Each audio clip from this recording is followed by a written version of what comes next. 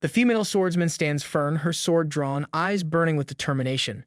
The danger surrounding her is real, but her voice remains steady. She isn't backing down, not when four rough-looking men circle her like a pack of wolves eyeing a meal. Their intentions are about as subtle as a clown at a funeral, and the lady can sense what's coming. One of the men steps forward with a grin. His eyes are practically gleaming with hunger that has nothing to do with food. He and his group swagger like they own the place, clearly mistaking themselves for main characters in a very bad story. They introduce themselves as if they've rehearsed this moment in front of a mirror. Zhao Sai, level 91, a guy who probably thinks he's more intimidating than he actually is. Wang Xiaoer, level 90, whose name sounds like he might have been bullied in school for being second. Chen Jin, level 92, who honestly just looks like he's here, because his friends made him come. And finally, Lai Pu, level 99, who clearly wins the most likely to be a problem award. The lady tightens her grip on her sword, mentally rolling her eyes at the villain roll call. She knows she's outnumbered and outleveled, but that doesn't mean she's about to start trembling in her boots. No. If anything, she's more annoyed than scared. Great, she thinks, another group of wannabe tough guys who think they're a gift to women. Classic. But if they want to fight, she's ready to give them one, even if she has to take them all down by herself. At least there'll be a workout. She retorts with a sharp edge, wondering aloud if they're really that desperate or just terrified the Transfer Association might finally deal with them. Her heart races, but her grip on the sword tightens like someone bracing for a roller coaster they didn't want to get on in the first place. Yet her resolve stays firm. If they think they can intimidate her, they seriously underestimated her. Wang Xiaoer laughs in that infuriating way only a cocky thug can. Who's she trying to scare? He practically thinks out loud. He points out with all the subtlety of a brick to the face that he and his buddies have a few lives on their hands already, as if that's some kind of twisted badge of honor. Chen Jin jumps in, adding that they've been on the association's blacklist for so long they've stopped bothering to check. Laws. Path they left those behind like last year's fashion trends. Lai Pu, clearly having the time of his life, sneers as he surveys the situation. He's been hunting for over half a month, and now a fat sheep has waltzed right into his grasp. Lucky him. His grin widens like a wolf that just found dinner, and he chuckles darkly, making it clear he sees her as nothing more than a sweet little girl. A gift dropped straight from the heavens. He laughs, the kind of laugh that's more of a warning than a joke, his eyes gleaming with that special brand of evil that really ruins the mood. He taunts her with a voice so dripping in mockery you could slip on it. He suggests that if she serves them well, he might even tip her. As if his very existence isn't already offensive enough. His gang laughs along with him, their menacing chuckles closing in like a tightening noose. The lady, however, isn't one to crumble. Rather than let these goons have their way, she'd prefer to go down swinging. Her grip on the sword tightens, her fingers practically turning white as she steels herself for what might be her final stand. She's prepared to make a desperate move, anything to avoid the humiliation they're threatening. But just as she's about to act, a blur of movement flashes in the corner of her eye, too fast for her to track. Before anyone can react, a bright light cuts through the air, and suddenly the arrogant bravado of the group shatters with one horrifying scream.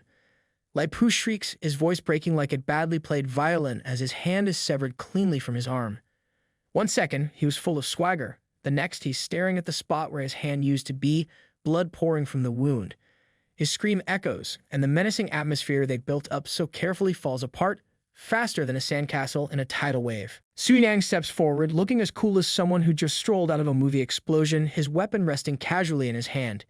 He's heard whispers about a group of outlaws targeting lone players, but running into them today. Well, that's just his lucky day. His gaze, cold and lethal, doesn't falter. He's not even mad, just mildly inconvenienced.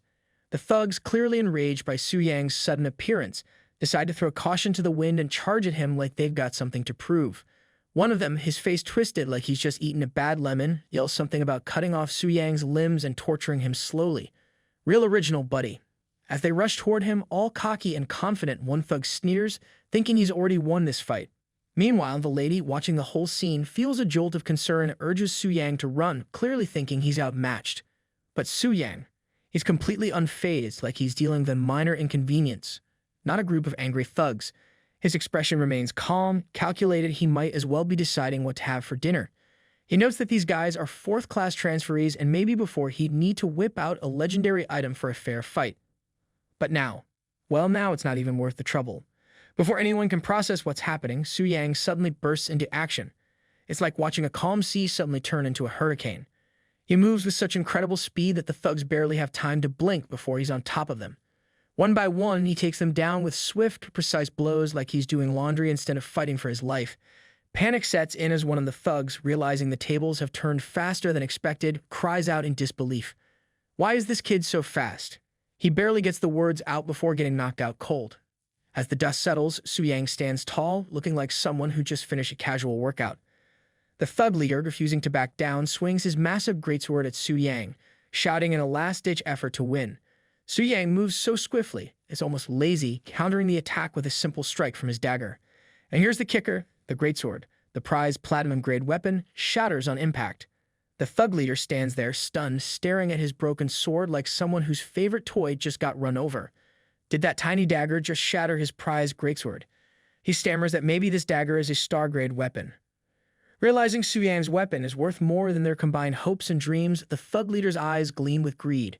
Forget the woman, this kid is the real jackpot. He shouts to his comrades, declaring that Su Yang must be carrying even more treasures. The rest of the thugs, their eyes lighting up like kids in a candy store, grin with greed overtaking their fear. Rich beyond their wildest dreams, or so they think. Fueled by desperation and the promise of treasure, they prepare to attack again, recklessly throwing caution to the wind. Su Yang, his gaze cold and sharp as ice, barely acknowledges their pitiful attempt. Greed truly has no limits, he thinks. His voice cuts through the chaos, mocking their delusions. He warns them that they might not live long enough to enjoy any of the spoils they so eagerly crave. As the thugs charge, still blinded by their greed, Su Yang channels a devastating energy, his resolve solid. Mercy. Not today. Not for people like them. In an instant, a swirling inferno of blue flames erupts around him, like someone just turned the oven on high and forgot to set a timer. The flames consume the thugs in seconds, leaving nothing but charred memories of their greed. The system chimes in as casually as if it were announcing someone's grocery delivery. Ding. Kiddo Lai Pu, level 85, and Wang Xiaoer, level 90. Gain almost 22,000 experience points. Among the items obtained is a strawberry-flavored rubber ring and sem-restraint set, and a black bodysuit. Su Yang stares at the loot for a second, then mutters under his breath, "Perverts deserve their end." Without a second glance, he moves on, completely uninterested in the bizarre items left behind. The blue flames fade, and Su Yang stands amidst the fading embers, almost admiring the handiwork of the black flame wings. The flames are truly powerful, and they've left nothing but destruction in their wake. Good riddance. Afterward, with complete calm, he turns to the lady, who's still trying to wrap her head around what just happened. He asks if she's all right, his tone as casual as if he just finished a stroll in the park. The lady is still in shock from the sheer display of power. She stammers in disbelief, wondering what is this power. Su Yang, keeping his calm, composed demeanor intact, responds with a polite yet evasive smile. "It's a secret. No comment. Please forgive me," he says, as if casually brushing off an intrusive question about his favorite snack. The lady, now recovering from her initial shock, admits that she didn't expect him to be this strong. Turns out her earlier self-righteousness was as useful as an umbrella in a hurricane. She thanks him sincerely, confessing that without his intervention, she was prepared to end her life. Su Yang silently reflects, such a resolute girl. Before he can dive too deep into his thoughts, she interrupts, realizing she hasn't asked for his name yet. He introduces himself as smoothly as someone announcing they've just won a lottery. "I'm Su Yang." The lady's eyes widen in recognition, like she's just connected the dots in a mystery novel. So this is the famous Su Yang. She mentions she's heard about him from in You, which leaves Su Yang slightly puzzled. The lady continues, explaining how just yesterday Yu Yun and the others were having a party. Apparently, in You, being the picture of self-restraint, got drunk and started bragging to everyone about Su Yang's exploits. Nothing like a tipsy friend to spread your legend. Now it seems everyone knows about him. Su Yang sighs internally, thinking, "GH, that big mouth in You." But instead of frustration, a grin tugs at the corner of his lips. Wrapping up the conversation, Su Yang offers her a return scroll, clearly signaling that he's ready to continue his journey. He's got places to be after all, being awesome is a full-time job. The lady nods gratefully, once again thanking him for his help. As Su Yang prepares to leave, she watches him walk away, her mind racing with curiosity. She can't help but think that Su Yang, with all the strength and calm, is truly an interesting man. Later, Su Yang, feeling like he's about to level up in the world's most epic video game, activates the next phase of his task. The system, ever punctual like a digital butler, flashes a notification, task completed. Weapon mastery proof, 5-star mage warrior. A series of rewards and system notifications follow, congratulating him for completing his missions. His HP and XP shoot up and the level cap is raised to 80. giving Su Yang a stat boost that feels like a much-needed coffee on a Monday morning. As the system processes his achievements, Su Yang ascends to the Mage Warrior class like someone who just unlocked a secret level. He gains an arcane mystic weapon, which comes with a hefty boost to his strength and spirit attributes. It's the kind of upgrade that would make other players weep in envy, but the rewards don't stop there. The system hands him a legendary skill book, the digital equivalent of finding a golden ticket in your chocolate bar. This book is packed with passive abilities designed to counter mages because apparently Su Yang wasn't OP enough. He unlocks 2 new skills. The first, Nullify All Magic, is a legendary skill that doesn't just cancel out magic attacks, but reflects them back with double the damage. It's like getting slapped by your own spell. Talk about adding insult to injury. The second skill, Arcane Armor, is an epic ability that reduces incoming magic damage and boosts Su Yang's magic damage output. It's basically putting on a magical bulletproof vest while holding a bazooka. As if that wasn't enough, Su Yang also gains a passive skill called Dual Cultivation, which enhances both physical and magical attack power based on his attribute points. He tests his new skill and feels the surge of power like someone who just upgraded from a bicycle to a rocket ship. The combination of skills is impressive. It's like he's running on double batteries. With his current stats, his physical damage has increased by 24% and his magic damage by 15%. Su Yang, ever confident, reflects that with this power, he could crush the rock Abyss Earth Dragon without even breaking a sweat or using any skills. Bai Ling, the curvy priestess, warmly congratulates Su Yang, her voice filled with admiration as she notes how his strength has reached new heights. Su Yang, ever the detail-oriented type, immediately picks up on something off. Her expression doesn't quite match her words. It's like she's trying to smile after stepping on a Lego. With a sigh, the priestess explains that the transfer temple in Dongling City can only provide up to third-class transfers. From this point on, he'll need to go to Tanling City. She glances down, adding that the thought of parting from him leaves her with an odd emptiness. It's like someone just snatched away her favorite dessert before she got a bite. Suddenly, the atmosphere shifts dramatically. A blinding light erupts from the statue behind them, catching both off guard. The priestess gasps, startled, wondering aloud if the statue itself could be offering a blessing. Su Yang watches in surprise as the radiant light engulfs Bai Ling, and as if auditioning for a role in a celestial fashion show, angelic wings start forming behind her. It reminds Su Yang of the eerie blood-blessing ceremony he endured, but this one is drenched in light and purity, the kind of scene that makes you half expect a choir to belt out some heavenly tunes in the background. The priestess begins to ascend, now transformed into an angelic figure glowing with divine energy. A system notification pops up confirming her advancement to a 5th-class temple priestess, and to top it off, she's bound for Tanling City as well. Still trying to wrap his head around the sudden change, Su Yang blurts out his surprise, asking if she's really reached the 5th class. The priestess, now descending gracefully with her wings folding neatly behind her, explains that the advancement process for temple priestesses works differently. And here's the kicker, plot twist. She won't have to leave his side after all. Talk about dodging an emotional farewell. She beams, clearly relieved at this unexpected twist of fate. Just as the excitement seems to settle, Bai Ling suddenly appears drained, like someone who signed up for a marathon thinking it was a casual stroll. She admits softly that she's tired and leans into Su Yang for support, feathers gently drifting down around them like a poetic feather pillow fight. Su Yang wraps an arm around her, reassuring her that he's glad she's staying. With a calm smile, he guides her forward, promising they'll journey to Tanling City together. And just like that, they set off, one with a new surge of power, the other sporting angelic wings, both ready for whatever adventure lies ahead. Meanwhile, at the temple gate, the crowd grows restless, the impatience buzzing around like an annoying fly that insists on ruining everyone's day. One exasperated individual grumbles about the doors still being shut, questioning the holdup. Another jumps into the complaint pool, accusing someone inside of hogging the temple like it's a private spa and demanding they stop wasting everyone's time because clearly not everyone can spend the day lounging around waiting. Just as the crowd collectively teeters on the edge of a meltdown, the heavy doors finally creak open, grabbing everyone's attention faster than a sudden Wi-Fi outage. As the doors part, a wave of murmurs sweeps through the crowd like wildfire, all eyes locking onto Su Yang as he steps out, carrying the priestess Bai Ling in his arms. The whispers intensify as if this act of carrying someone is the most scandalous thing to happen since last week's temple bake sale. One irritated bystander mutters about how long they've been waiting, while others start making wild guesses, clearly misinterpreting the situation. The gossip escalates at lightning speed, turning into a soap opera plotline faster than anyone can blink. Some are already convinced Su Yang had been alone with the priestess for half an hour, their imaginations working harder than usual. Su Yang, completely unfazed by the absurd rumors swirling around, walks forward with a kind of calm that suggests he's more concerned about what's for dinner than whatever nonsense the crowd is spitting out.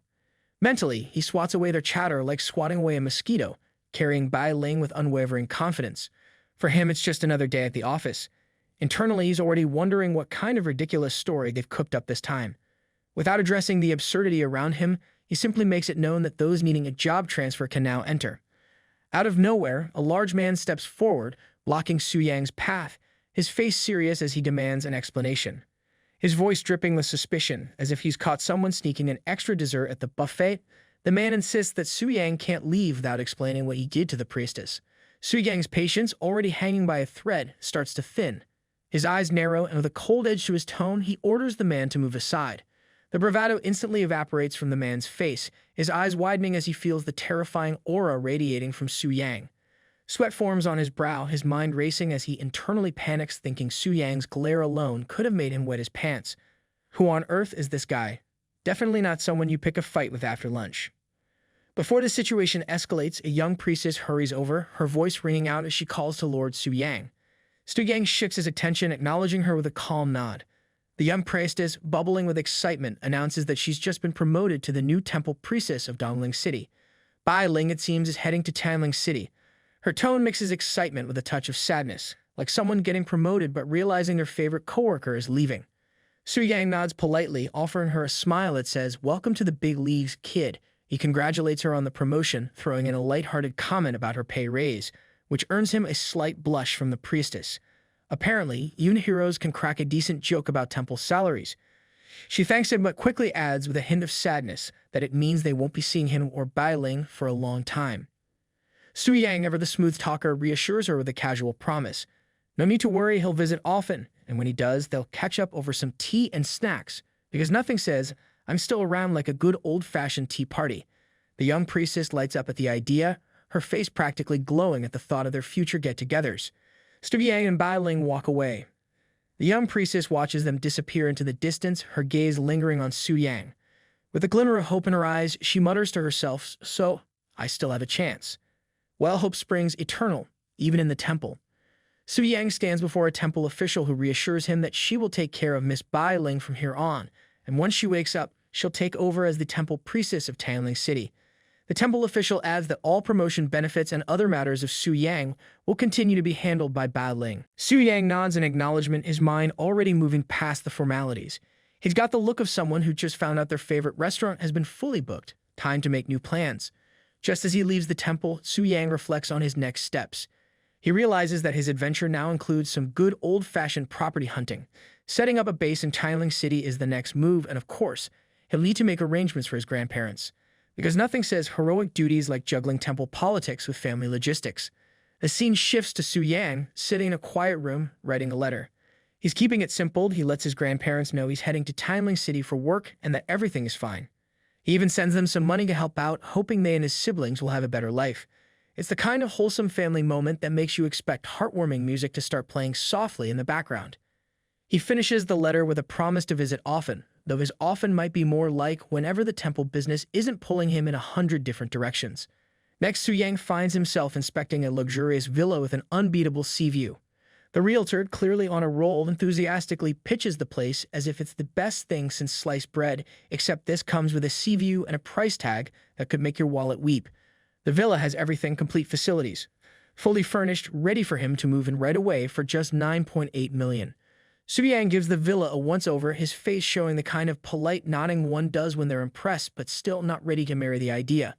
He notes that while it's certainly nice, it's also a bit too big. Managing it might be a hassle. Sensing a potential buyer slipping away, the realtor springs into action, suggesting a solution with the enthusiasm of someone selling a miracle cure. For just 1 million more, Su Yang can enjoy the services of a dedicated maid team to manage his daily life. Because apparently, when you're buying a villa, you might as well throw in a maid team for the full experience. Why deal with life's trivial matters when someone else can fold your socks? Su Yang raises an eyebrow, considering the offer. Managing a villa suddenly seems a lot easier when someone else is doing the actual managing. The maids greet Su Yang with cheerful smiles, welcoming him home as if he's a celebrity who just walked the red carpet. Su Yang, pleased with the sudden upgrade to his life's service package, responds casually, appreciating the arrangement. Macy thinks like someone who just got the VIP treatment at a luxury resort. He waves off any immediate formalities, deciding to deal with the paperwork later. Next, Su Yang is seen lounging in his outdoor hot spring, fully at ease in his new home. The kind of relaxation only a hot spring and zero worries can bring. He sighs contentedly, the steam rising around him. This is the life, he muses, thinking back to a time when all this was just a distant dream. Not so long ago, the idea of owning a villa and having maids was unimaginable. Money really does make things feel easier, he thinks to himself with a hint of humor. As the warmth of the water relaxes him further, he decides it's time for sleep. Because nothing says luxury like napping in your personal hot spring. Tomorrow, he'll check on the priestess. Meanwhile, Bai Ling wakes up in a quiet room, feeling disoriented and confused about her surroundings. A temple priestess tends to her, offering her herbal soup to aid in her recovery. Nothing like soup to help shake off the cobwebs of whatever mystical exhaustion she's been through. Grateful, Bai Ling accepts it, feeling a bit more like herself. The temple priestess, while talking, brings up the rarity of the statue, giving a revelation. Clearly, this event must be connected to the new hero. Statues don't exactly light up for just anyone after all. The priestess, curious about Su Yang, asked Bai Ling what she thinks of him. Bai Ling, her face softening at the thought, reflects on Su Yang. In her eyes, he's someone who can always make miracles happen, courageous, strong, and kind. The kind of guy who makes saving the world look like it's just another item on his to-do list. She's confident he'll bring new hope to the world. The temple priestess, impressed by Bai Ling's words, feels relieved to leave Chanling City in her hands. However, the mood shifts when she mentions the red moon that has been looming for days, a big, glowing something bad is coming sign. This can only mean that an event is approaching, and she warns Bai Ling to be careful. Suddenly, Bai Ling's eyes widen as she remembers something important, something she shouldn't have forgotten. Panic washes over her, and without hesitation, she rushes out of the room, determined to warn Su Yang about the looming red moon invasion. Because what's a day without a world-threatening crisis slipping your mind? And just as Bai Ling hurries off, the other priestess smirks, picking up on the deeper reason behind her concern. It's written all over her face she's fallen for the hero. Nothing like a little romantic tension to spice up a looming invasion. Back at the villa, Su Yang suddenly wakes up startled. Something doesn't feel right. The peaceful vibe of the hot spring is quickly replaced by a hero's sixth sense. There's trouble brewing, and apparently, no one told him nap time was over. Suddenly, something unusual happens. One of the maids gasps in fear, her voice trembling as she tries to comprehend the situation. It's not every day that fear turns a maid into a deer in headlights. She stammers, her eyes wide with panic as a giant, terrifying creature appears, towering over them. A system notification flashes in the air. A rare event has been triggered, the Red Moon Invasion. The creature is identified as a 6th-tier giant axeman, its level unknown, and it's clearly no ordinary foe. If a sight of this monster doesn't scare you, the words unknown level definitely should. The beast roars, bellowing something about Su Yang's fate. But Su Yang, completely unfazed, responds casually, as if he's dealing with nothing more than an annoying neighbor who knocked on his door too late. He mutters something about being disturbed in the middle of the night, emphasizing his serious case of morning grumpiness. Clearly, fighting monsters isn't ideal after a hot spring nap. He declares his intention to handle the creature quickly so he can get back to sleep. Just then, the sound of a horse's neigh cuts through the chaos. Su Yang turns to see Lu Linger approaching on horseback, her eyes intense and focused. It's the kind of entrance that would make anyone think she just galloped out of an action movie. Lu Linger dismounts swiftly, ready for battle. She comments that it looks like Su Yang is the target of tonight's Red Moon invasion. Su Yang, recognizing her, is caught by surprise. It's her. Lu Linger wastes no time and, without offering much explanation, commands Su Yang to step back. Her tone has the no-nonsense vibe of someone who doesn't do small talk before monster slaying. She's certain that he's no match for this particular foe. Su Yang, still processing the situation, questions what this Red Moon invasion even means, but Lu Linger brushes him off coldly, refusing to answer. Apparently, monster battles don't come with an FAQ. She tells him to ask someone else if he wants details, and then commands her beast to attack. The ground trembles as her water beast charges forward with a thunderous roar, engaging the ferocious, red-eyed creature in a battle that shakes the very earth. The impact sends shockwaves through the area, leaving the surroundings in complete disarray. It's the kind of destruction that would make any homeowner cringe, especially one who just moved in. As the dust settles, Su Yang remains composed, surveying the chaos. He makes a dry comment about how he just renovated his house, clearly unimpressed by the destruction. Suddenly, Bai Ling rushes over, concern evident in her voice. Su Yang, surprised by her presence, questions why she's here in the middle of all this chaos. But before he can say more, he's alerted by Bai Ling's sudden shout. Instinctively, he pulls her close to protect her from an unseen threat. Bai Ling, still catching her breath, explains that she woke up, saw the red moon still hanging in the sky, and realized she hadn't warned him about the invasion. Her concern is palpable, as if she's just remembered to warn him about forgetting to lock the door, except this time it's a world-ending invasion. Su Yang, now fully alert, holds her close as he processes the situation. It's clear that things are about to get even more complicated.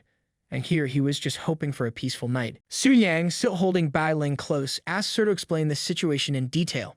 Bai Ling, nodding, begins to outline the gravity of the Red Moon invasion. Whenever the Red Moon descends, she explains, monsters from an unknown subspace appear. These creatures, known as Scarlet Decay, invade the area of each warrior with one singular purpose: to eliminate that warrior. Only the warriors themselves can harm these creatures, and the event is called the Red Moon Invasion. It's like being in a nightmare where only you can fight the monster, while everyone else just watches in horror from the sidelines. Bai Ling continues her explanation. She adds the grim detail that any warrior killed by Scarlet Decay cannot be resurrected. No coming back for a second round, just straight to the game over screen. She mentions that according to the Temple Chronicles, Red Moon invasions only occur after a warrior's third advancement. She admits she was supposed to introduce Su Yang to this yesterday, but forgot, as if she was just going to casually mention it over tea. Su Yang processes this information calmly, but there's a hint of curiosity in his voice as he muses aloud about how such a powerful event occurs right after a third advancement. He thinks to himself, if not this a little too overpowered, wondering how anyone survives it. Meanwhile, the battle rages on, and the sixth-tier giant axeman is wielding his weapon with terrifying force. The enemy is more formidable than Su Yang could have imagined. Su Yang realizes that Lu Linger's true goal must be the Red Moon Crystal Core, something to match her strength. He also deduces that the Scarlet Decay has a certain characteristic: it can dynamically change its level and strength, making it far more dangerous than a typical monster. Because who doesn't love a monster that adapts like it's in a never-ending boss fight? Meanwhile, the battle escalates. The monster launches another earthquake strike, shaking the entire battlefield. It's the kind of move that makes everyone wish they had reinforced their floors. Lu Ling, witnessing the immense power of her opponent, is taken aback. She curses internally, realizing how impossible it seems for a mere third advancement Scarlet Decay to possess such tremendous power. It's like going to a local boxing match and finding out your opponent is the heavyweight champion. Su Yang, noticing the destruction their battle is causing, calls out in frustration, clearly concerned about his newly renovated house. After all, nothing ruins a good move-in like an impromptu monster demolition. He declares that since the creature is targeting him, he should be the one to handle it. Lu Ling, never one to hold back, responds with a mix of sarcasm and warning, making it clear that if Su Yang wants to take the risk, she won't stop him, but he better not come crying for help later. Su Yang's confidence shines through as he assures her he'll manage just fine. He suggests she stay on the sidelines and watch.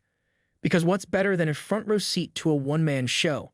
With a surge of energy, Su Yang unleashes his shadow body technique, moving with blinding speed, his movements leaving a trail of purple energy in their wake. His swift, precise attack lands with incredible force, blasting his opponent away. It's a move so powerful, even the Scarlet Decay would probably wish it could call in sick. Su Yang doesn't stop there. With unwavering focus, he activates his Soul Mark ability, locking onto the giant axeman, who is now struggling with only 40% of its health. The monster grunts in pain, clearly unable to keep up with Su Yang's relentless assault. Nearby, Lu Linger watches in disbelief, marveling at how one hit drained 60% of the creature's health. It's the kind of damage that makes you wonder if the monster skipped leg day. Su Yang, ever analytical, quickly assesses the situation. He realizes that the creature's strength fluctuates depending on its current target. Basically, the monster's fighting strategy is as fickle as the stock market. Confident in his abilities, Su Yang concludes that this foe is now nothing more than a third advancement boss. And for someone blessed with extreme dual cultivation like him, it's like swatting a fly with a sledgehammer. He knows he can crush the creature with sheer strength alone. The battle intensifies. Su Yang's powerful blows land with such force that the ground cracks and shakes beneath him. The giant axeman, enraged by its inability to fight back, lets out a furious roar and enters rage mode. It's like a toddler throwing a tantrum, except this one is carrying a giant axe.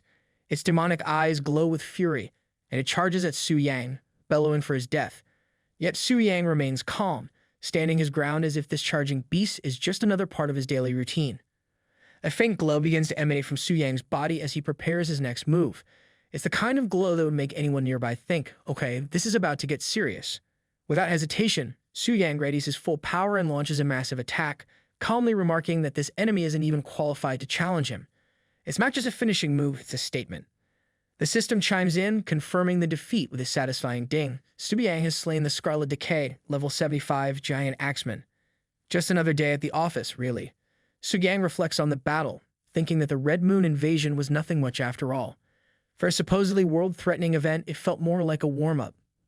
Bai Ling, who witnessed the entire fight, can't help but praise Yang for resolving the situation so quickly. She's genuinely amazed by his abilities, and it shows in the way she looks at him like he just pulled off a magic trick without breaking a sweat. Meanwhile, from a distance, Lu Linger watches silently, her mind racing. She muses to herself that such overwhelming power can't be human. Perhaps there's some savage beast hiding beneath that calm, collected exterior. She throws a warning Yang's way, but he's barely paying attention. It's hard to take threats seriously when the person throwing them around seems to be having a one-sided conversation. Yang, now uninterested in Lu Linger's monologue, turns his attention to Bai Ling and holds up a glowing red crystal. He wonders aloud if this is what Lu Linger was after the whole time. Because after all that chaos, there has to be more to it than just random monster smashing. The priestess begins to explain, naturally, that this is indeed the Red Moon Crystal Core, an item of great power. But before she can finish, something completely unexpected occurs. The crystal in Yang's hand begins to glow ominously, its light pulsing in a way that immediately catches both of them off guard. It's the kind of glow that screams, this is about to go horribly wrong. Yang's face shifts from curiosity to concern in an instant. But before either of them can process what's happening, something wild begins to unfold.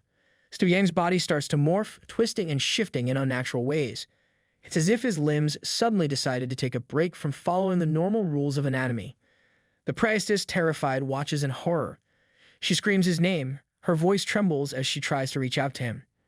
Yang jolts awake, his body still tingling from the intense transformation he endured.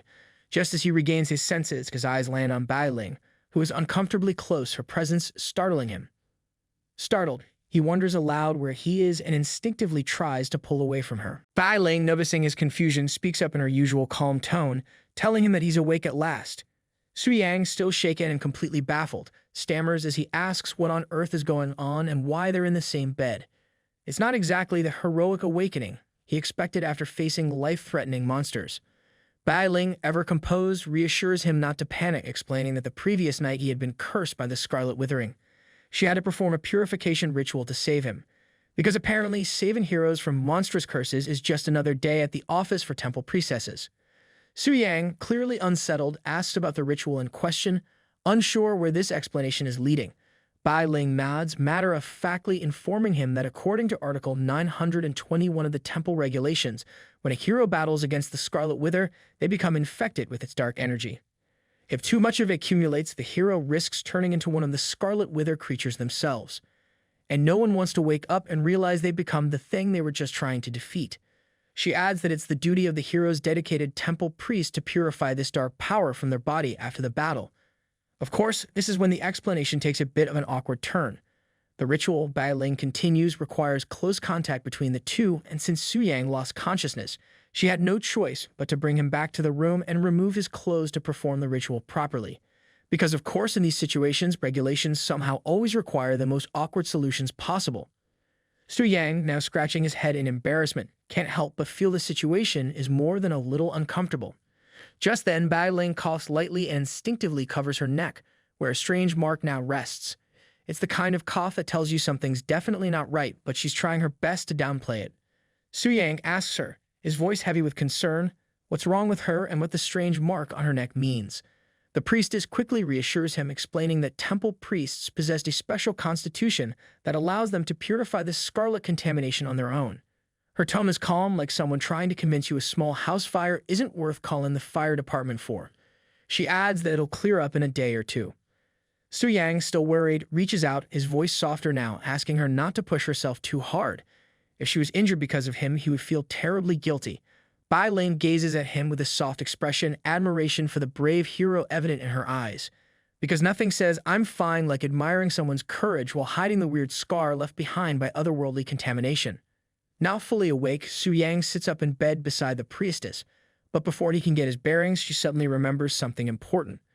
With a burst of excitement, she exclaims that she hasn't yet explained the benefits of his 5-star third advancement, because who wouldn't want to talk perks immediately after a near catastrophe? Still processing the chaos, Su-Yang offers a simple, groggy response, the kind of "oh, okay" that suggests his brain is only halfway back online. The priestess, now brimming with enthusiasm, begins listing the perks with the energy of someone announcing a game show prize. The previous subsidy of 50 million is increased to a staggering 1 billion. The number practically flashes in the air, vibrating with the energy of an over-the-top infomercial. She continues, adding that his Black Gold membership discount in the Alliance has been upgraded from 30% off to 50% off, because who doesn't love a little extra savings when battling world-ending threats? Finally, she finishes with the piece de resistance. Su-Yang can now gain free entry to any S-level guild, because apparently nothing says congratulations, you survived a monstrous transformation, like being invited to the elite club. A shiny membership card appears, emphasizing Su-Yang's newly upgraded status. The card gleams, practically screaming VIP access as it showcases his elevated rank. Su-Yang reflects on the overwhelming news, his mind racing as he considers the implications. The subsidy has increased by 20 times, he can hardly believe it. This is incredible, he thinks to himself. The temple sure knows how to be generous when it comes to rewarding its heroes. With a sum that large, the possibilities seem endless. As for the option to join an S-level guild, Su-Yang takes a moment to pause. Rushing into that kind of decision might attract unnecessary attention, he muses. Bai Ling then reveals what might be the most crucial benefit of all, the opening of the Red Moon Crystal Core Exchange Shop. This piques Su-Yang's curiosity, and he asks about the exchange shop. Bai Ling explains that the shop is established by the temple, where Red Moon crystals can be exchanged for a variety of powerful items, equipment, rare potions, and specific artifacts that could be crucial for battle. It's like stepping into a legendary marketplace where every item sparkles with promise. To access it, all he needs to do is place his hand on the deity statue, and the items available for exchange will appear. A detailed visual displays before him, showcasing various items and weapons in the shop. Su-Yang muses to himself, realizing that this is why even Lu Linger desperately wanted these Red Moon crystals. He decides to take a closer look at what it can be exchanged for. Su-Yang examines the Red Moon Crystal Core Exchange Shop, his eyes widening as he scrolls through the powerful items on display. It's like stepping into a treasure trove where every item could turn the tide of battle. The sheer variety of top-tier equipment, spells, and artifacts leaves him momentarily speechless. First, he notices the Blade of Devastation, a first-tier forbidden spell that requires 300 cores. As he moves down the list, the price tags only get heavier. The second-tier forbidden spell sits at a staggering 900 cores. These spells probably come with the kind of power that makes mountains tremble. Then there are the semi-divine artifacts, priced at 4,000 cores. It's the kind of weaponry that makes even a hero like Su-Yang feel like he's walking among gods. But the item that truly catches his eye is the divine artifact. Eternal Golden Spear, priced at an unbelievable 10,000 cores. The weapon gleams in the visual display, radiating the kind of energy that promises absolute dominance on the battlefield. If anything ever screamed legendary, it's this spear. Su-Yang can't help but marvel at these top-tier items. The thought of wielding such power is exhilarating even for someone like him who's already a force to be reckoned with. And the fact that these incredible artifacts and spells can also be purchased within the EXX Alliance only underscores their rarity and value. Su-Yang's excitement quickly fades as he realizes the harsh truth. The starting price in the exchange shop is 300 cores, and he only has 3. The difference is staggering, and he finds himself far from the minimum exchange standard. Determined not to let this setback slow him down, Su-Yang resolves to quickly increase his strength. It's time to level up fast. He knows he needs to raise the levels of the monsters during the next Red Moon invasion, farm more crystal cores, and close that gap. Su-Yang prepares to leave and put his plan into action. The priestess also mentions that she needs to return to the temple to fulfill her duties. Su-Yang adds that he will head back too, as he needs to repair the damaged areas. Because even after saving the day, someone still has to fix the mess. But before he heads off, Bai Ling casually shares some news that there's a foreign dignitary visiting Tianling City today. This catches Su-Yang's attention. He briefly wonders what business such a figure might have in Tianling City, knowing that dignitaries rarely travel without reason. If there's a visit involved, it's bound to shake things up. Meanwhile, over in Tianling City, a majestic temple rumbles with energy as a portal opens. Out steps a young woman, her face lighting up with excitement as she marvels at her surroundings. Wow, so this is Longsha, she thinks, clearly impressed. The newcomer is introduced as Miss Asui Makiko, a beastmaster from Sakura Country, level 128, and the daughter of the prestigious Asui family. It's the kind of introduction that practically screams important. Miss Asui Makiko steps forward, her presence commanding as she is flanked by formidable warriors. It's the kind of entrance that could silence a room. One of her escorts affirms with a respectful nod, saying it's time to give the lady a chance to tame a dragon. Another adds that her master has spared no expense in this endeavor, because naturally, when dragons are involved, no one cuts corners. He continues explaining that since there's no dragon's secret realm in Sakura country, and the capitalists in Eagle Federation were too greedy, they had no choice but to come through Tianling City. As the group proceeds, they are greeted by Mr. Lee, the diplomatic consul of Tianling City. His formal demeanor radiates as he welcomes them warmly to the city. Asui responds with polite gratitude, thanking him for taking the time to meet them.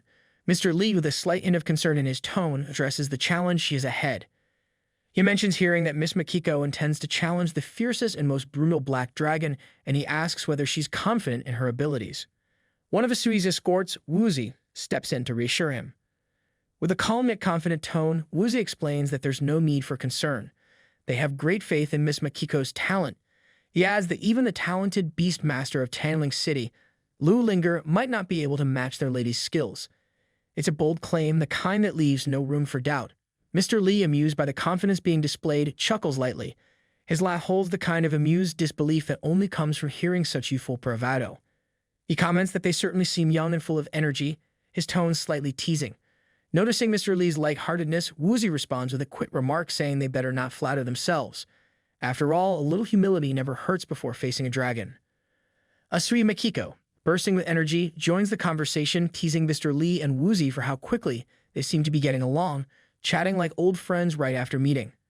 Her playful attitude adds a lightness to the tense diplomatic air, as if dragons and challenges are just side notes to some casual banter.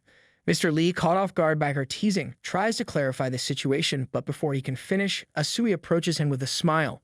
She politely asks him to guide them, acknowledging that they're new to the city and could use some help navigating. Mr. Lee, trying to maintain his formal demeanor, chuckles but coughs lightly, thinking to himself how different she is from the shrewd elders of the Asui family. Did the Asui family raise this girl to be so carefree? He wonders, finding her navy both refreshing and perplexing. She's worlds apart from that old fox of a patriarch. Without missing a beat, Mr. Lee directs them to their destination. He explains that the Black Dragon Fortress, which Miss Asui plans to challenge, is located outside of Tianling City in Yongfeng City. He points them to the teleportation point and apologizes that he won't be accompanying them as his official duties in Tianling City require his attention. Translation: babysitting dragon tamers isn't exactly in his job description. Asui waves playfully, calling him Old Master as he takes his leave, which only adds to the escort's growing frustration. One of them, clearly irritated, grumbles about the lack of a proper welcome. He comments that they just arrived and that old geezer is already sending them straight to fight a dragon. Another escort agrees, bitterly muttering that it's because Longsha is so powerful that they don't bother with smaller countries like theirs. But Asui, full of youthful energy and unbothered by their complaints, chides them gently. Her optimism is as boundless as her energy. She reminds them that this is Longsha's country, and they are the guests. She quotes an ancient saying from Longsha: guests should follow the host's rules. She adds that the fact that Grandpa didn't stop them from going at all means he's already honoring his word. She insists they don't cause any trouble.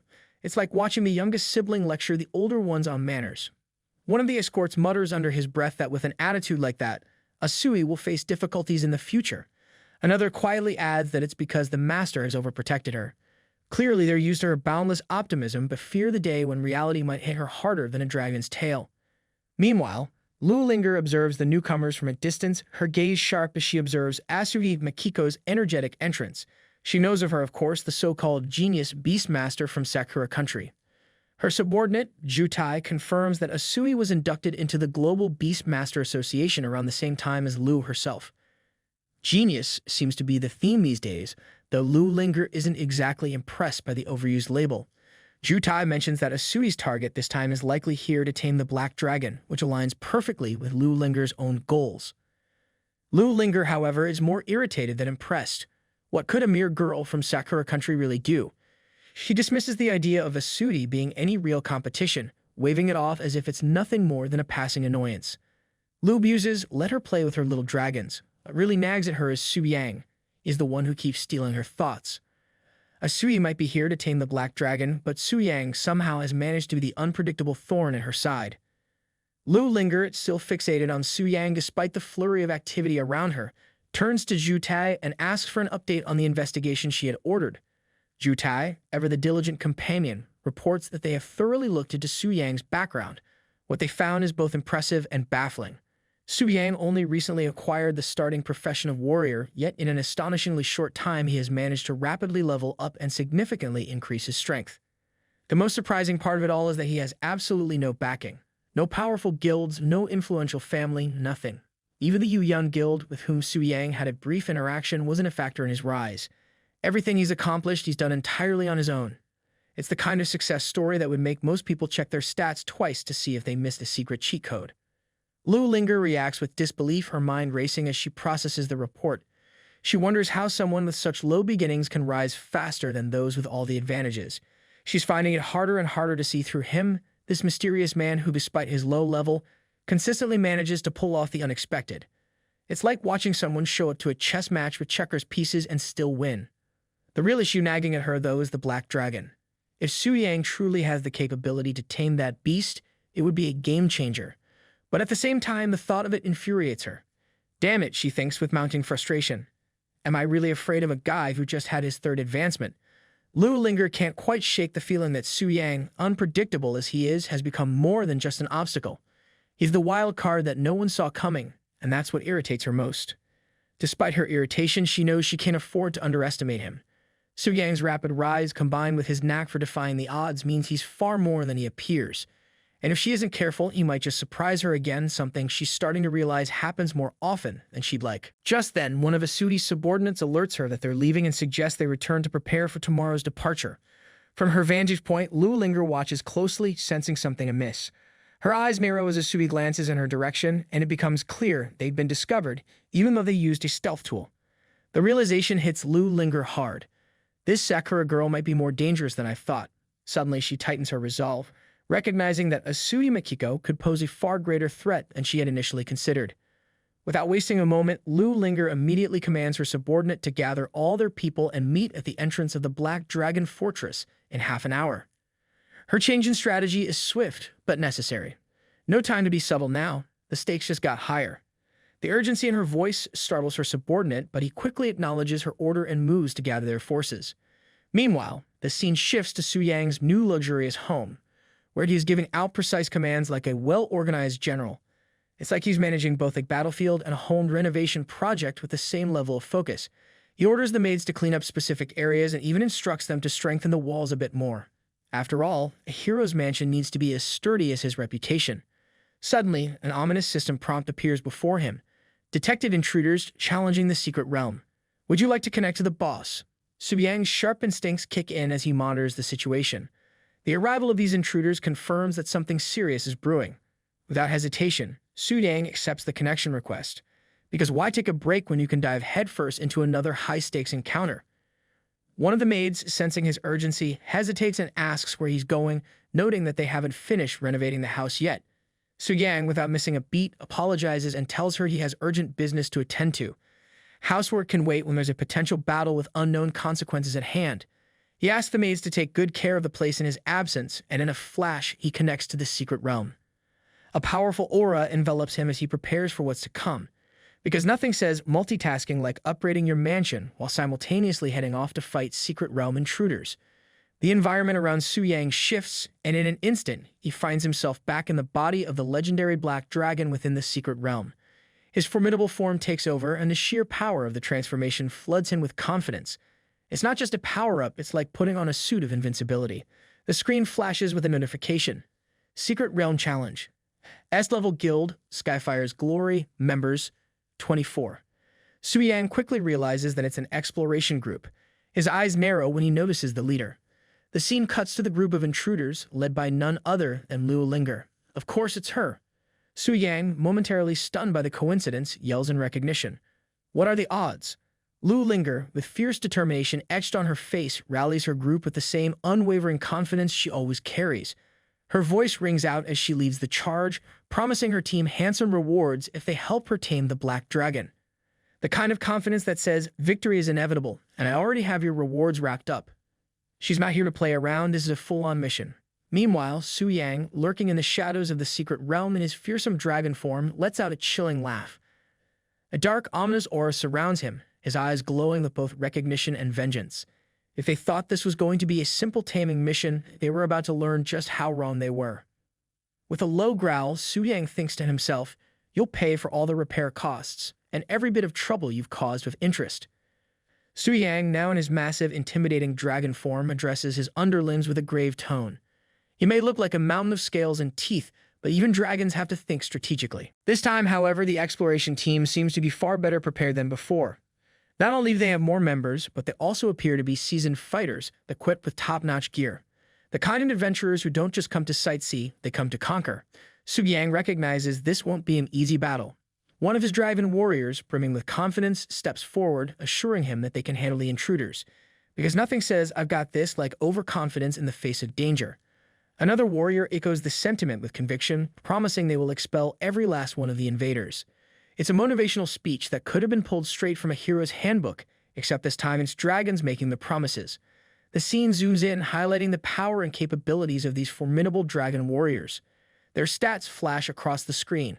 Level 95 elite boss, mutated dragon blood warrior.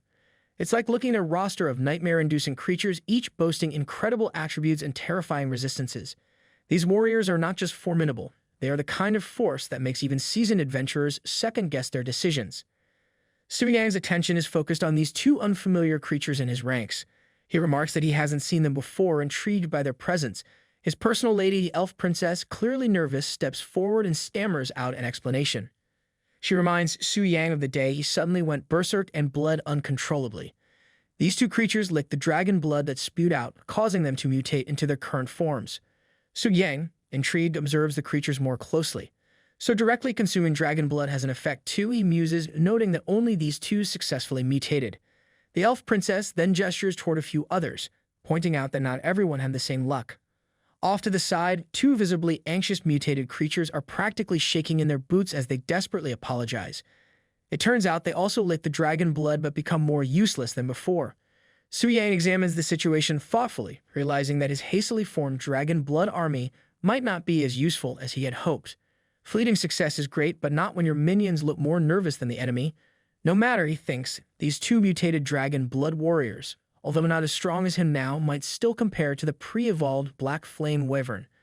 Without hesitation, he commands the two to intercept the approaching enemy, because when the going gets tough, you send in the unpredictable dragon mutants. The two creatures respond in unison, their resolve clear as they prepare to carry out Su Yang's orders. Su Yang, noticing something off, asks his elf princess what's wrong. She hesitates for a moment, then offers a soft smile, brushing it off and insisting that it's nothing. The kind of smile that hides more than it reveals, like when someone says they're fine but clearly aren't. As Su Yang turns away, the elf reflects inwardly. Despite her outward calm, she can't help but feel uneasy. The hero team is incredibly strong this time, strong enough that they might actually defeat the Black Dragon. Yet, to her surprise, there's no joy in her heart. The scene shifts dramatically to the hero team launching their attack with immense precision and power.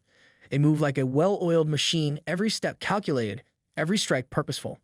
The environment crackles with energy, the air thick with the clash of power as the battle kicks off. Lu Linger maintains her focus. She commands the team to advance carefully, warning them to stay alert for any potential threats. It's the kind of focus you'd expect from someone leading a squad into a war zone, not just a monster hunt. She points out that even if the Black Dragon has evolved to the stellar tier, the smaller monsters shouldn't have changed. In her mind, it's just another day in the office, dealing with what she sees as minor obstacles. However, Zhu Tai, ever cautious, counters with a more prudent approach. Better safe than sorry, it's the motto of every warrior who's faced more than a few surprises. Suddenly, an alarm blares, cutting through the battlefield. Elite boss detected. The team reacts swiftly as two massive creatures emerge from the shadows. It's the classic case of speak of the devil, or in this case, speak of the boss and it will appear. Zhu Tai can't help but exclaim about their timing, but Lu Linger remains unfazed, immediately issuing commands. Just two elite monsters. No big deal. She quickly assesses the situation, instructing the team to spread out and prevent any combo skills between the two bosses. One is immune to physical damage, and the other is immune to magical attacks, a classic duo of destruction. Soon, the battle intensifies, the team spreads out, each member executing their precise roles. It's like watching a group of professionals handle a high-stakes situation, if only these pros weren't facing giant, rampaging monsters. Lu Linger shouts, reminding them to control the boss's HP and avoid triggering the dreaded low HP berserk mechanic. No one wants a monster going full rage mode just because it's losing. Zhu Tai unleashes a devastating attack, Shadow Thorn instant kill, sending shockwaves through the battlefield. One of the bosses crumbles, defeated but not without roaring its final threat, proclaiming its loyalty to Lord Athos and vowing to kill the intruders, because apparently even dying bosses can't resist a dramatic exit. With the defeat of its counterpart, the remaining boss goes into overdrive. Its stats skyrocket, attack power, defense, magic resistance, and attack speed all surge as it charges into the fray with newfound fury. It's the kind of power-up that makes everyone second-guess their life choices. Shotai, recognizing the escalating danger, can't help but exclaim that the momentum is far more intense than a typical berserk mode.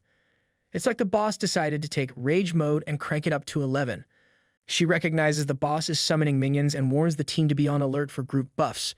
Because there's one thing worse than a supercharged boss, it's a bunch of minions throwing stat boosts around like confetti. She swiftly instructs them to split the battlefield and prevent the minions from regrouping. Her voice remains steady and commanding as she reassures her team not to panic. Even though the battlefield is a chaotic mess of strikes and magical energy flying in every direction, Lu Linger is the calm in the storm. She reminds them that despite their numbers, the minions are still small fries and can be handled with enough focus. She directs the off-tank to pull the minions away while the rest focus on the boss. It's a game of divide and conquer, with a bit of dragon wrangling thrown in.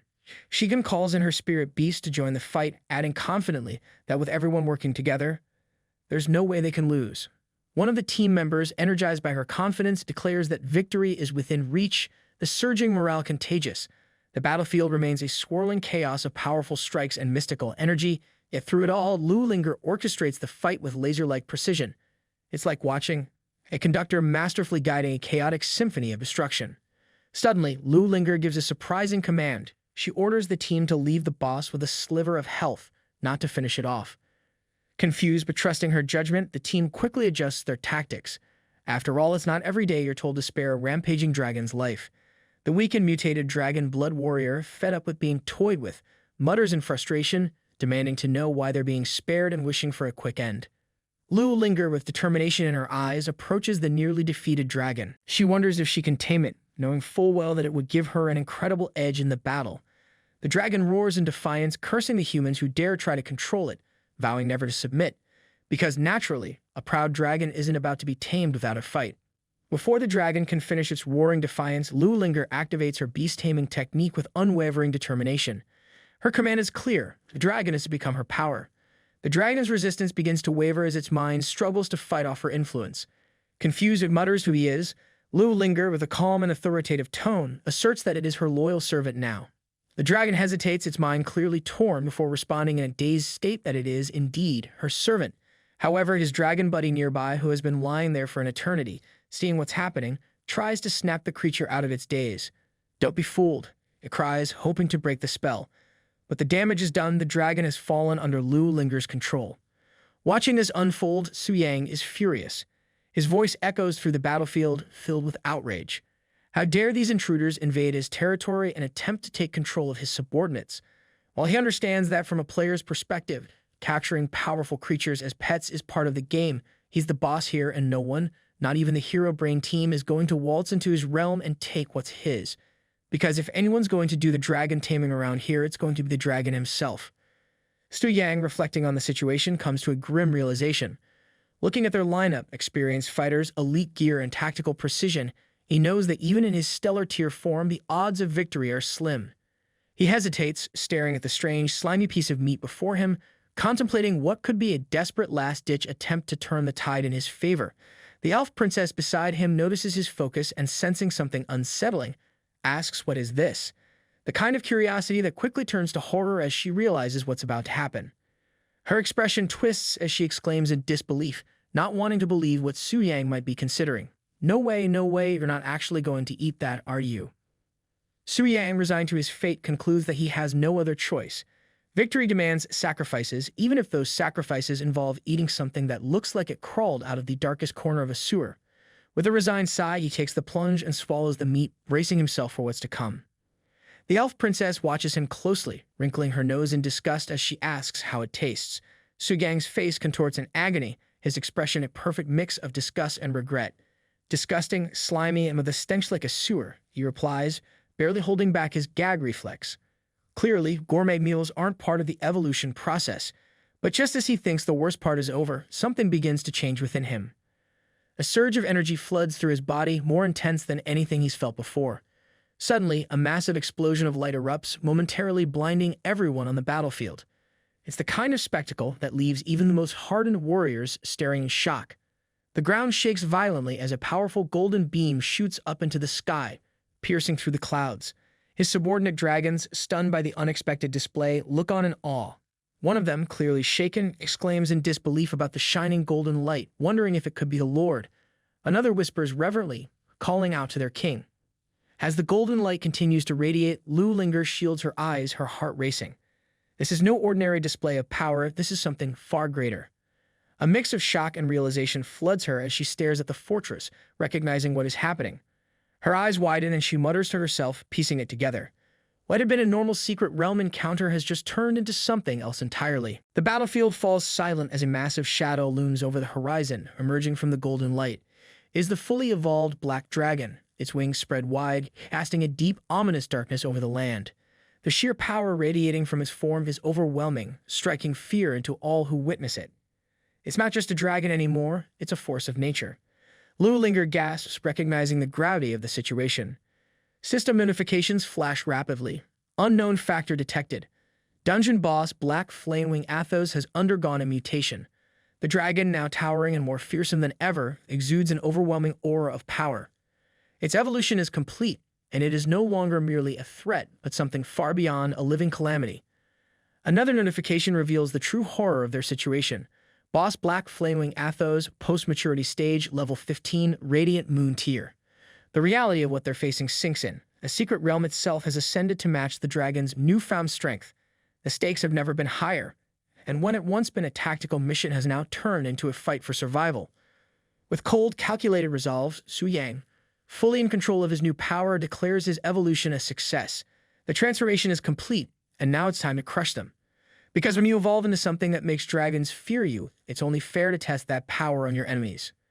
Su Yang, now towering in his terrifying black dragon form, gazes down at the battlefield, his eyes gleaming with both power and disdain. His expression says it all.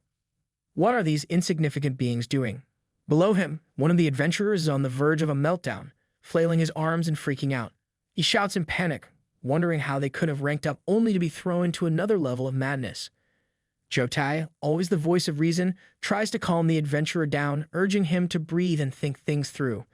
The rest of the team, barely holding it together, turns to their leader. The battlefield has suddenly become a nightmare. What do they do now? One of the members points out the obvious. This Moonlight rank boss is no joke. The adventurers try to rationalize, with one even suggesting that maybe the whole dungeon is bugged. This can't be a Moonlight ranked black dragon, right? But deep down, they know the truth. Above them, the dragon Su Yang smirks. Flames begin licking up his massive body as he powers up for an attack. If they thought this was a bug, Su Yang is about to give them a lesson in what real terror feels like. His fiery form glows with a malevolent energy, and with confidence oozing from his every move, he charges his attack.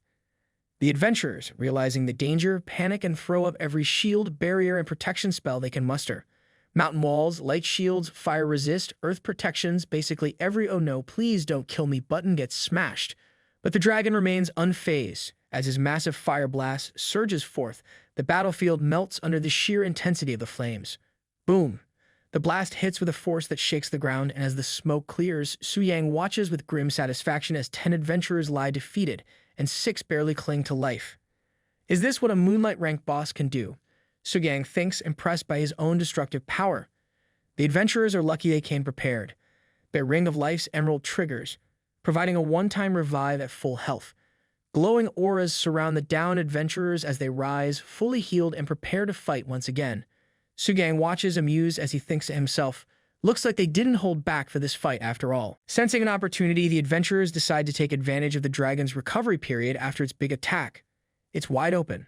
Hit it with everything we've got. They cry. They begin summoning massive elemental beasts, bears, wolves, birds, each charging into battle. Meteor rain, thunder strikes, heavy blood strikes, a veritable storm of attacks rains down on Su Yang. It's an elemental buffet with a side of desperation. But the dragon stands firm, barely flinching under the onslaught. If anything, it looks like it's growing stronger, feeding off their efforts. Lu Linger watches in disbelief as none of their attacks seem to do any damage at all. It's like they're tossing pebbles at a mountain. Su Yang's heart, now fully fueling his powers as the evolved black dragon, has made him nearly unstoppable. What was once a well-thought-out plan to slowly chip away at the dragon's health now seems completely futile. The adventurers have prepared to face a high-level boss, but they hadn't counted on it evolving into a moonlight-rank monstrosity right before their eyes. Its stats alone, attack power, defense, and magic resistance, are enough to crush them all, and the sheer weight of its presence threatens to extinguish their hope. Panic surges through the adventurers as they scramble to figure out how to bring down the black dragon. Every trick and strategy they prepared feels like trying to hold back a tidal wave with a bucket. The dragon's overwhelming strength renders their tactics useless, and suddenly, the boss charges up another devastating skill. There's no time to react, their damage reduction abilities are still on cooldown, leaving them exposed. One of the warriors desperately calls out, trying to initiate a last-ditch defense. "Mountain!" He yells, but it's too late. With a thunderous roar, Su Yang in his black dragon form slams into the ground with dragon impact. The earth crumbles beneath them, their defenses shattering like glass as the immense force tears through the battlefield.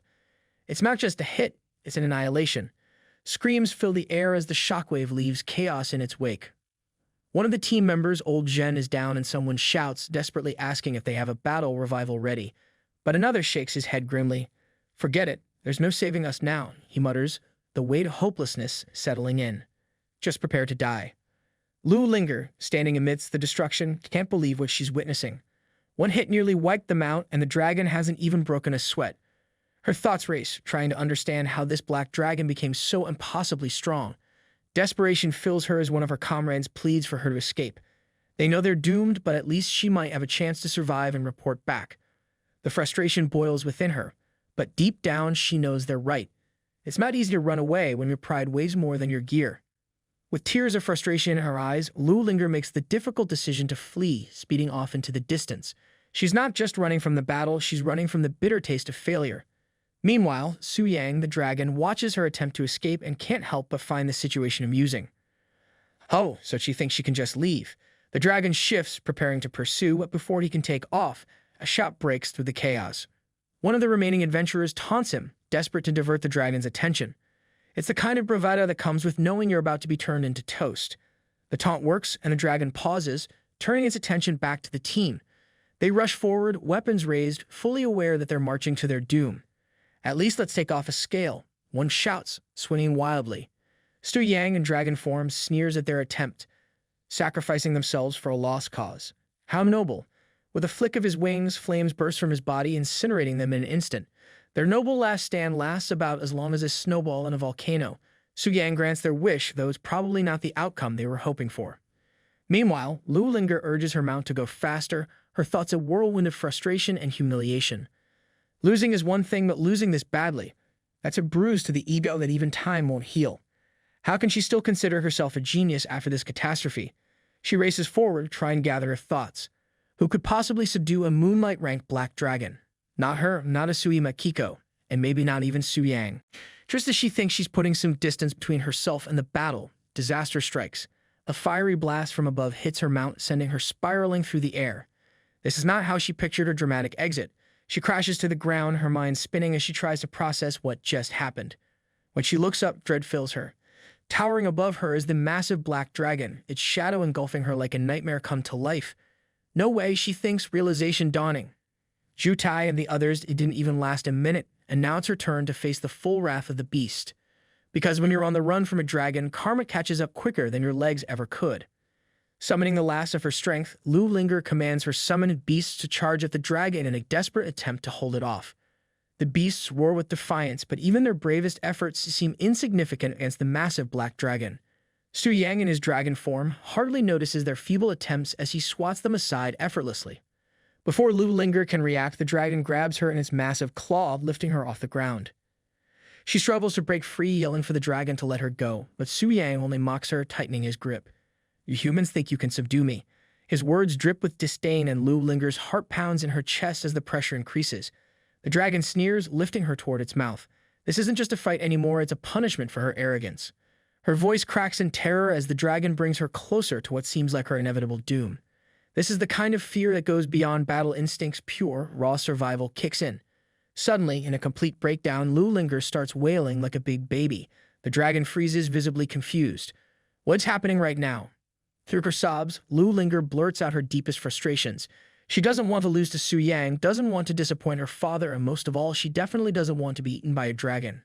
The dragon raises an eyebrow, well, as much as a dragon can, and is completely thrown off by the emotional meltdown happening in its claw. "You got to be kidding me," Su Yang thinks, feeling more annoyed than anything.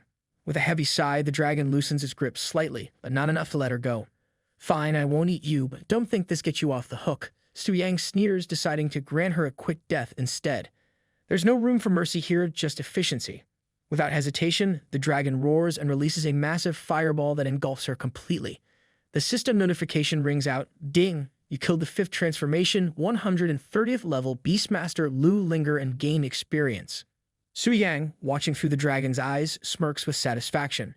Humans and monsters have always been natural enemies, and in this battle, she was simply another obstacle in his way. As the dust settles and the battlefield returns to its eerie quiet, Su Yang reflects on the simplicity of it all. Sometimes, even the most dangerous foes fall not to strength, but to the sheer power of inevitability. The notification rings out. Su Yang has gained 31.94 million experience points, but it only raises him 7 levels. The higher he goes, the more painfully slow progress becomes. He realizes he'll need to face even stronger monsters and adventurers if he hopes to continue climbing in power. It's a grind, but that's the price of greatness. His thoughts drift to the loot left behind by the defeated expedition team. Platinum and diamond tier gear lie scattered, but they barely spark any excitement. A nice haul, he muses, but it doesn't match the immense power surging within him.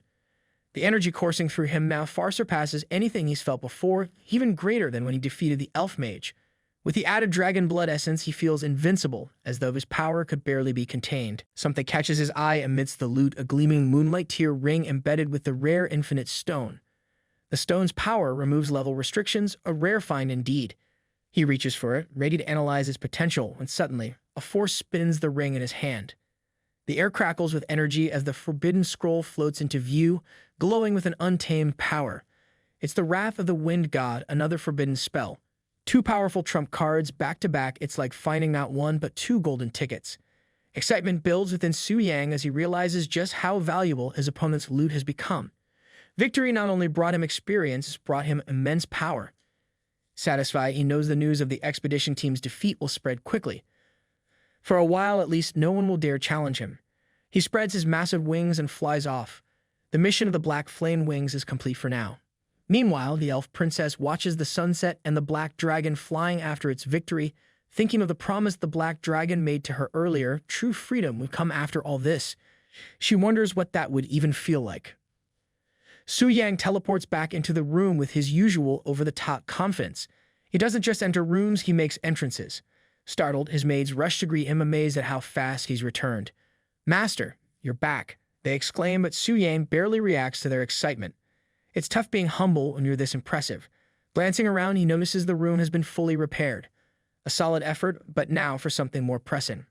With a calm command, he informs them that he needs a full-body massage to relax. After all, even a dragon needs to unwind after crushing an expedition team and leveling up. Su Yang reclines comfortably, his grin spreading wider with each passing moment as the maids pamper him.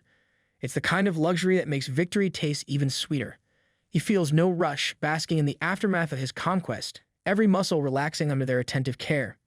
Meanwhile, outside the Black Dragon dungeon, the adventurers who had just fought Su Yang are left reeling, their faces a mix of shock and frustration. One of them, clearly still shaken, yells in disbelief, "Why does he keep leveling up every time we fight him?" Another adventurer, trembling with frustration, laments how they brought a large force, even used revival items, and yet still lost. It's the kind of defeat that makes you question every life decision. Desperation sets in as they realize the challenge they face. It seems impossible to clear this dungeon. Jotai's commanding voice interrupts their complaints, cutting through the noise. He asks if anyone has seen the young Miss Lu Linger. There's clear concern in his voice as the adventurers look at each other in confusion. No one had noticed her absence until now. They start to wonder if this was the last time they had seen her. As if on cue, Jotai hears faint sobs coming from a nearby corner. He follows the sound, rounding the corner to find the young Miss huddled in the shadows, clearly defeated. Tears streaming down her face, her voice trembles as she breaks down, admitting her failure. She had been so close to taming the Black Dragon, but defeat had shattered her confidence. She wonders aloud how she can call herself a genius monster tamer after this. Jutai stands there, awkwardly trying to offer comfort but unsure of how to approach the situation. Offering comfort isn't exactly part of his skill set. The young miss, startled by his presence, snaps at him, her frustration spilling over. Jutai, unfazed, tells her that he's here to report the team's losses. It's like he's giving her a to-do list after her emotional meltdown. She gets furious at this and tells him that she has no interest in listening to losses right now and he can report it to someone else. Jutai turns slightly, offering a hint of reassurance, reminding her that losing to such a powerful beast isn't something to be ashamed of. After all, it's not every day you face an evolving black dragon. His words, though clumsy, light a fire in her. The young miss's thoughts shift to her rivals, Su Yang and Asuhi Makiko. They might still be ahead of her, but in her mind, the race isn't over yet. Determination hardens in her eyes. She knows what she has to do. Taming another dragon is the key to reclaiming her status. The red and silver dragons flash through her mind. The red dragon is strong, but the silver dragon is on another level. Both are Starlight tier, and taming the silver one would make her truly unstoppable, the most powerful beast master out there. Jutai, noticing her shift from despair to fierce resolve, appreciates her resolve. The young miss stands tall once again, light bursting from her hand as her confidence returns. With newfound composure, she begins commanding her team, sharp and precise. The adventurers around her cheer, grateful for her leadership. They went from hopeless to hopeful in record time. But as she refocuses on the mission, confusion sets in. She looks around, her expression hardening. Seeing the strange faces of people, she wonders who these people are. A green-clad figure steps forward. It's Asuhi Makiko, her eyes bright with excitement and recognition. She knows exactly who stands before her. Lu Linger, the legendary beast master. Asuhi's enthusiasm is almost contagious, her eagerness to meet a rival face-to-face palpable in the air. It's like running into your biggest competition at the entrance of a race, except the race involves dragons. The tension between them rises as Lu Linger, serious and controlled, questions Asuhi's intentions with a sharp gaze. Asuhi, always radiating confidence, introduces herself with flair, clearly reveling in the moment. Both women know why they're here. The same prize hangs in the balance, the black dragon. Lu, however, remains calm, offering only a cold, dismissive well-wish before turning away. It's the kind of rejection that leaves Asuhi's extended hand hanging awkwardly in the air. The rivalry immediately intensifies as Lu's swift departure leaves the onlookers in frustration. Whispers and grumbling ensue, with one adventurer accusing Lu of venting her anger after failing to tame the black dragon. Because what better way to handle disappointment than by snubbing your rival? Sensing the growing tension, Asuhi steps in with her usual decisiveness. She slaps down the complaints with authority, shutting everyone up in an instant. No time for gossip, there's a dragon to catch, her demeanor seems to say. Refocusing the group on the task at hand, Asuhi leads them toward the dungeon, ready to face whatever challenges lie ahead. But just as the group steals themselves, their expressions shift to shock. Before them looms the Black Dragon's fortress, ominous, foreboding, and far worse than they expected.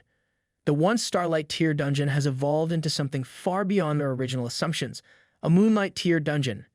It's the kind of unwelcome surprise that makes adventurers question every decision they've made leading up to this point. Panic spreads through the group as they scramble to make sense of the sudden shift in power. The Black Dragon wasn't supposed to be this strong, it wasn't supposed to evolve. Tensions rise even higher as Asuhi frantically try to contact Mr. Lee for confirmation, hoping for guidance in this unexpected crisis. Mr. Lee, fully aware of the situation, steps in to apologize for the unforeseen evolution. He advises the group to rest in Tanling City and await further instructions, assuring them that plans are being made to address the new challenge. Because when your dungeon goes from tough to impossible, it's time to call in reinforcements. Mr. Lee contemplates alone and realizes the gravity of the situation. The evolution of the dungeon is unprecedented, leading him to wonder if some external force has influenced it. There's always something lurking in the shadows, pulling strings where you least expect it. The next day, Su Yang approaches the swirling portal of the dungeon. The battlefield is quiet, unnervingly so. Shanling City's strongest team has already been wiped out, and no one else dares challenge what remains. Su Yang, completely unfazed, steps forward. He's ready not just to face the dungeon, but to show everyone why he's become the name no one forgets. Su Yang strides forward, his form engulfed in an ominous purple aura, eyes burning with intent. Just as Su Yang approaches the fortress, the blood-red sky swirls ominously above, casting jagged shadows over the Black Dragon's domain. The vast, empty landscape stretches endlessly before him, but he marches without hesitation. For most, this might look like a place where hope comes to die, but for him, it's just another stage for domination. He reflects that in the past, he always connected to the Black Dragon boss overlooking the challengers entering the dungeon from the fortress. But now it's finally his turn to enter the dungeon as a challenger. He must say this feeling is quite extraordinary. There's no question in his mind, he knows exactly how this ends. Victory isn't just expected, it's practically preordained. Overhead, a swarm of dragonlings screeches as they descend in what can only be described as the world's most sarcastic welcome parade. But Su Yang's aura is terrifying, with dark flames swirling around his body as he strides forward, his cold confidence unwavering. His power surges so intense that even the beasts in the air pause, momentarily confused by the otherworldly aura radiating from him. It's not every day you see something that terrifies even dragons. The dragons circled above sense something familiar, a presence they cannot mistake. It's the unmistakable aura of Lord Athos, the ancient black flames once thought lost to time now swirling around Su Yang like a cloak of power. The beasts are baffled. How could this human possibly wield the aura of dungeon boss, the Black Dragon Athos? It's like seeing a guy walk in with Excalibur and pretending it's no big deal. Su Yang summons his moon spirit wolves, and in no time they materialize at his side, howling in sin. Su Yang instructs them to guard the battlefield. It's like calling the world's most terrifying watchdogs. Su Yang's grin spreads confidently as his energy flares. Boss duty starts now. Far above, the colossal black dragon stirs, sensing something it hasn't felt in eons. Down below, the elf princess watches, unimpressed by the spectacle. She rolls her eyes at yet another challenger strutting in, wondering whether they'll be the one to succeed. She's seen countless hopefuls fall, just more sacrifices for the black dragon to crush. Her doubts creep in, she wonders if she will ever be free. She questions the very promises of the black dragon. Then, with a thunderous impact, the colossal black dragon lands, shaking the ground with its sheer presence. Its power is overwhelming, so much so that even Su Yang's ghostly moon spirit wolf seems rattled. The wolves sense something familiar. The ancient energy black dragon is radiating exactly matches the aura of their master. Could this black dragon truly be our master? They wonder if the black dragon has already eaten their master. Meanwhile, the black dragon lifts its claw high into the air and with a deafening roar, strikes its own chest like a raging beast, self-harming without hesitation because apparently even dragons get dramatic. The moon spirit wolves stand frozen in shock, watching the black dragon's erratic behavior. They wonder if this dragon has gone insane. It turns out Su Yang has connected himself to the black dragon and has ordered it to do so. He recalls that the black dragon's self-harm bypasses its own damage reduction abilities. Su Yang carefully calculates the damage. 54% HP left, perfect, enough to keep control but not mess with the loot. Priorities. Without hesitation, Su Yang commands the black dragon to halt its recovery and freeze every monster in the dungeon. The command is obeyed, sealing the deal, and the wolves finally realize the truth. Their master isn't just alive, but stronger than ever. With unshakable calm, Su Yang strides forward. Inwardly, he thanks the legendary Black Dragon, as it is because of it that Su Yang managed to stage a comeback from a weak class. It was impossible not to have any feelings about it.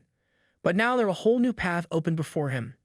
There's no hesitation, only confidence in moving toward the next challenge. He commands the legendary Black Dragon, Athos, to die and then be reborn as his servant, and together they'll conquer even broader lands. 2 hours pass, and Su Yang continues to attack Athos with his full strength. But he himself isn't invincible. His body is paying the price. Exhaustion weighs heavily on him. His knees tremble, hands numb from the endless slashes. Not even a hero can escape leg day when battling dragons. His body screams for rest, but the black dragon still stands barely. Its once terrifying frame is battered, bleeding, and down to a mere 19% HP. Gulping down a restorative drink, Su Yang's mind races. Extreme stats and skills, without them, this would have been impossible. Yet he isn't done. The final push is near, and there's no turning back now. Energy flares around him as he tightens his grip on his weapon. Just a few more strikes, and it's over. Meanwhile, the elf princess sleeps soundly, oblivious to the chaos outside. But then the air shifts. A deafening roar shakes the ground, jolting her awake. It's like the universe decided to set off the world's loudest alarm clock. The battle has reached its climax. The clouds part and the fog lifts, revealing the battlefield in all its glory. The once looming figures of the dragons begin to fade into nothingness. All that remains is a field of exhaustion and possibly some loot. The elf's attention sharpens. Something's missing. The black dragon's aura is gone. She wonders if legendary Athos has been finally defeated. Su Yang, gasping for breath, looks up, his body aching from the brutal fight. It's over, he thinks, barely able to stand. Yet, in its final act of defiance, the black dragon stands tall one last time, its colossal form shrouded in blazing energy. The battlefield, scarred and smoldering from their relentless clash, feels like it holds its breath.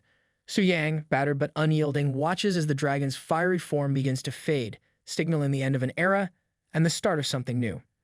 This hard-fought victory marks more than just another notch on Su Yang's belt. It heralds the beginning of a new chapter for him and the world.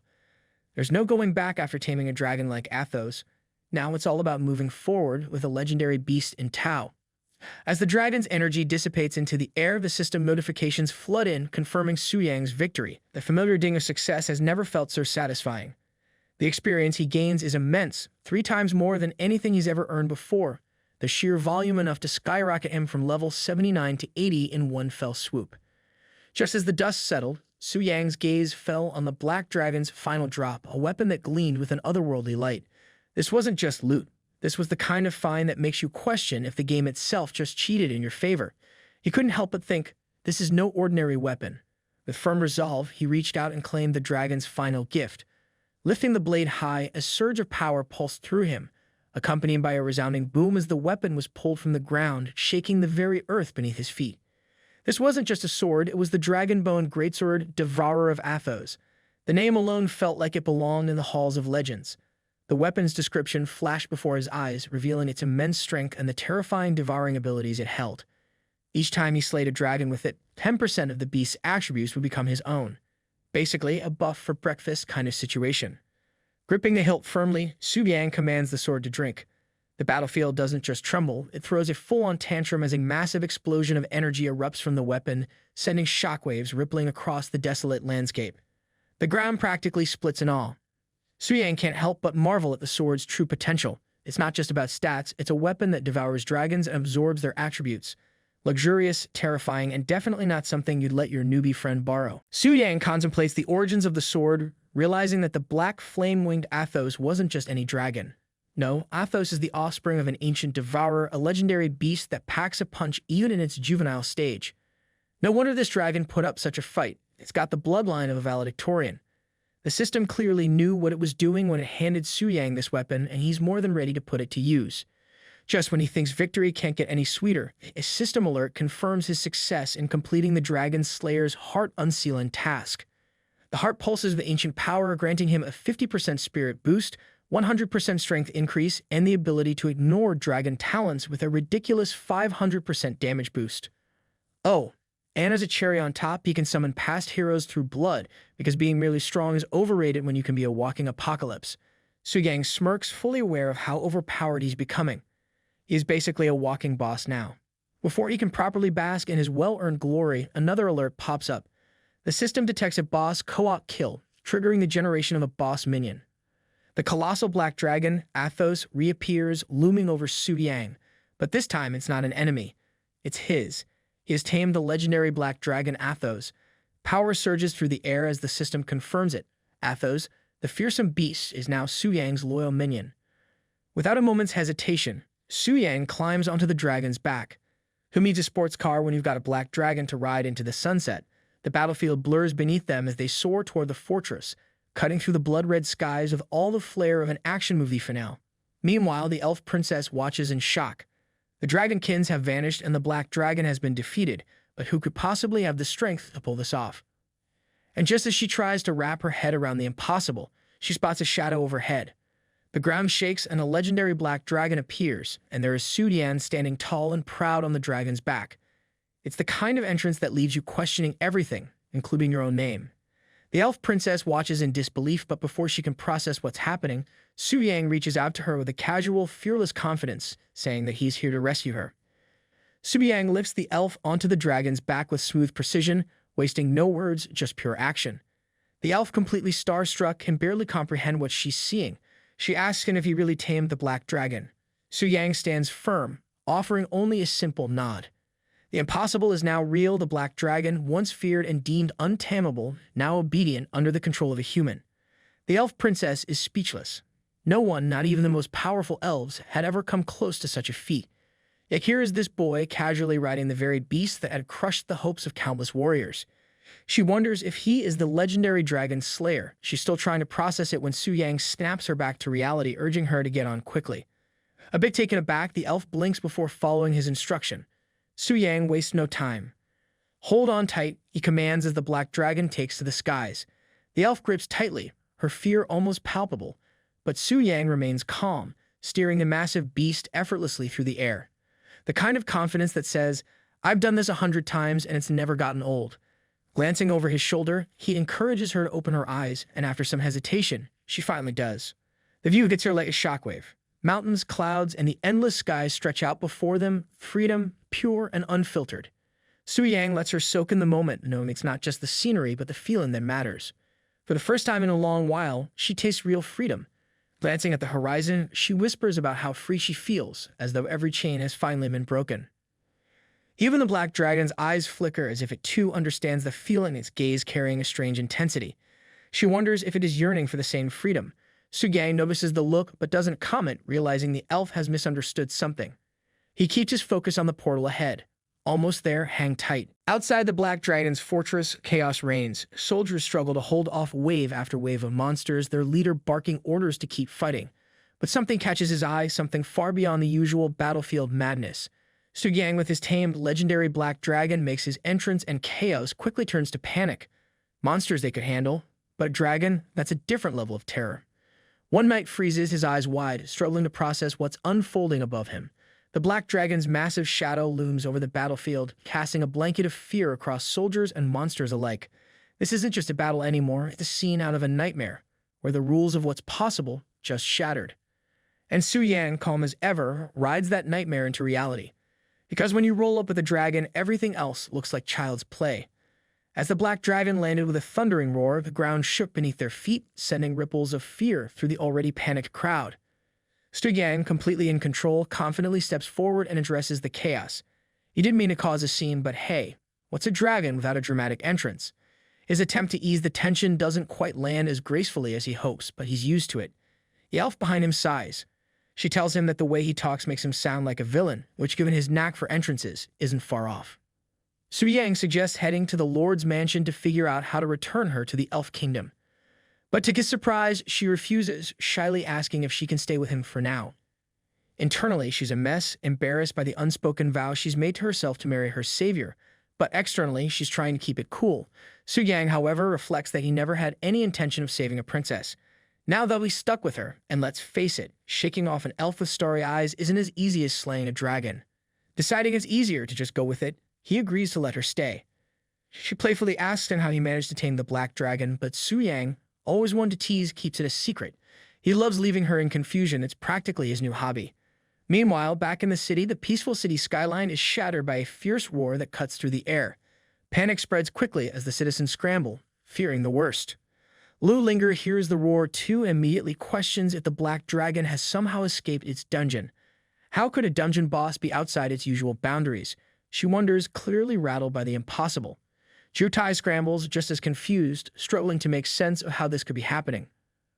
Across the city, Asui Makiko senses the disturbance as well, wondering if a dragon has truly descended upon Tamling City. Permission is swiftly granted by a mysterious figure, allowing them to investigate the city where the dragon's presence is felt. It's never a good day when a dragon decides to show up uninvited. Back at the entrance of the Black Dragon Fortress, Su Yang and the elf sit calmly amidst the growing chaos. The world may be falling apart, but Su Yang's as relaxed as someone who just finished their afternoon tea. The elf is eager to leave, clearly feeling the tension, but Su Yang suggests they wait a little longer, far too comfortable with the situation. Finally, after what feels like an eternity, a cloud of dust appears in the distance. Their awaited company has arrived. It turns out Wei Ming, the Lord of Tianling City, has stepped in to take matters into his own hands. Mr. Jia and almost 100 men are with him. Whispers ripple through the crowd, with people speculating whether a world boss has spawned or if the black dragon somehow escaped its dungeon. Then they see it, a massive black dragon towering above, sending shockwaves through the onlookers. Even Wei Ming, known for his calm under pressure, is left speechless. Seeing a boss out in the open is like spotting a volcano in your backyard. It shouldn't be happening.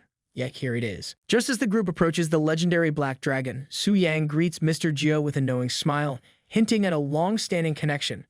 Wei Ming's jaw nearly hits the floor. It's not just the dragon that has him in disbelief, but the casual familiarity Su Yang shows. Wei Ming, still struggling to grasp the situation, turns to Su Yang, asking if he truly tamed the black dragon.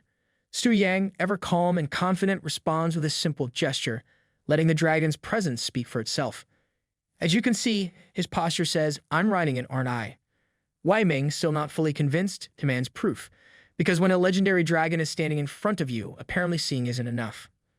Without hesitation, Su Yang commands the black dragon to roar. The resulting sound isn't just a roar, it's an earth-shattering force that rattles the very ground beneath them. Everyone around, including Wei Ming, is paralyzed by fear. The black dragon's terrifying display shakes even the most hardened soldiers, and Wei Ming finds himself panicking, desperately begging Su Yang to stop. Lesson learned: when you ask for proof, be ready for an answer that might make you regret asking.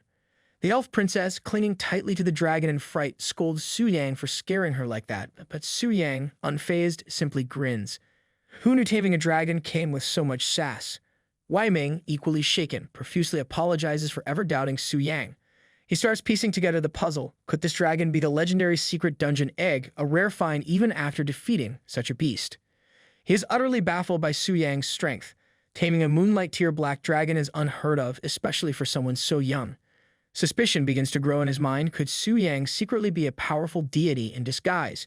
His thoughts spiral, racing to comprehend how anyone could possibly achieve such a feat.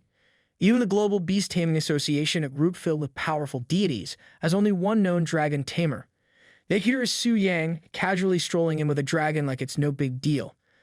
Wei Ming stumbles in disbelief, his mind overwhelmed. Just how powerful is Su Yang, and why has such an immense force come to this small tiling city? Silence falls across the scene as Wei Ming, realizing he's way out of his league, bows in submission, utterly stunned. Su Yang, extending his hand with a casual smile, accepts the bow with an air of someone who has done this 1,000 times before. It's hard to be humble when you're riding a dragon after all. Just then, a system notification dings in Su Yang's mind.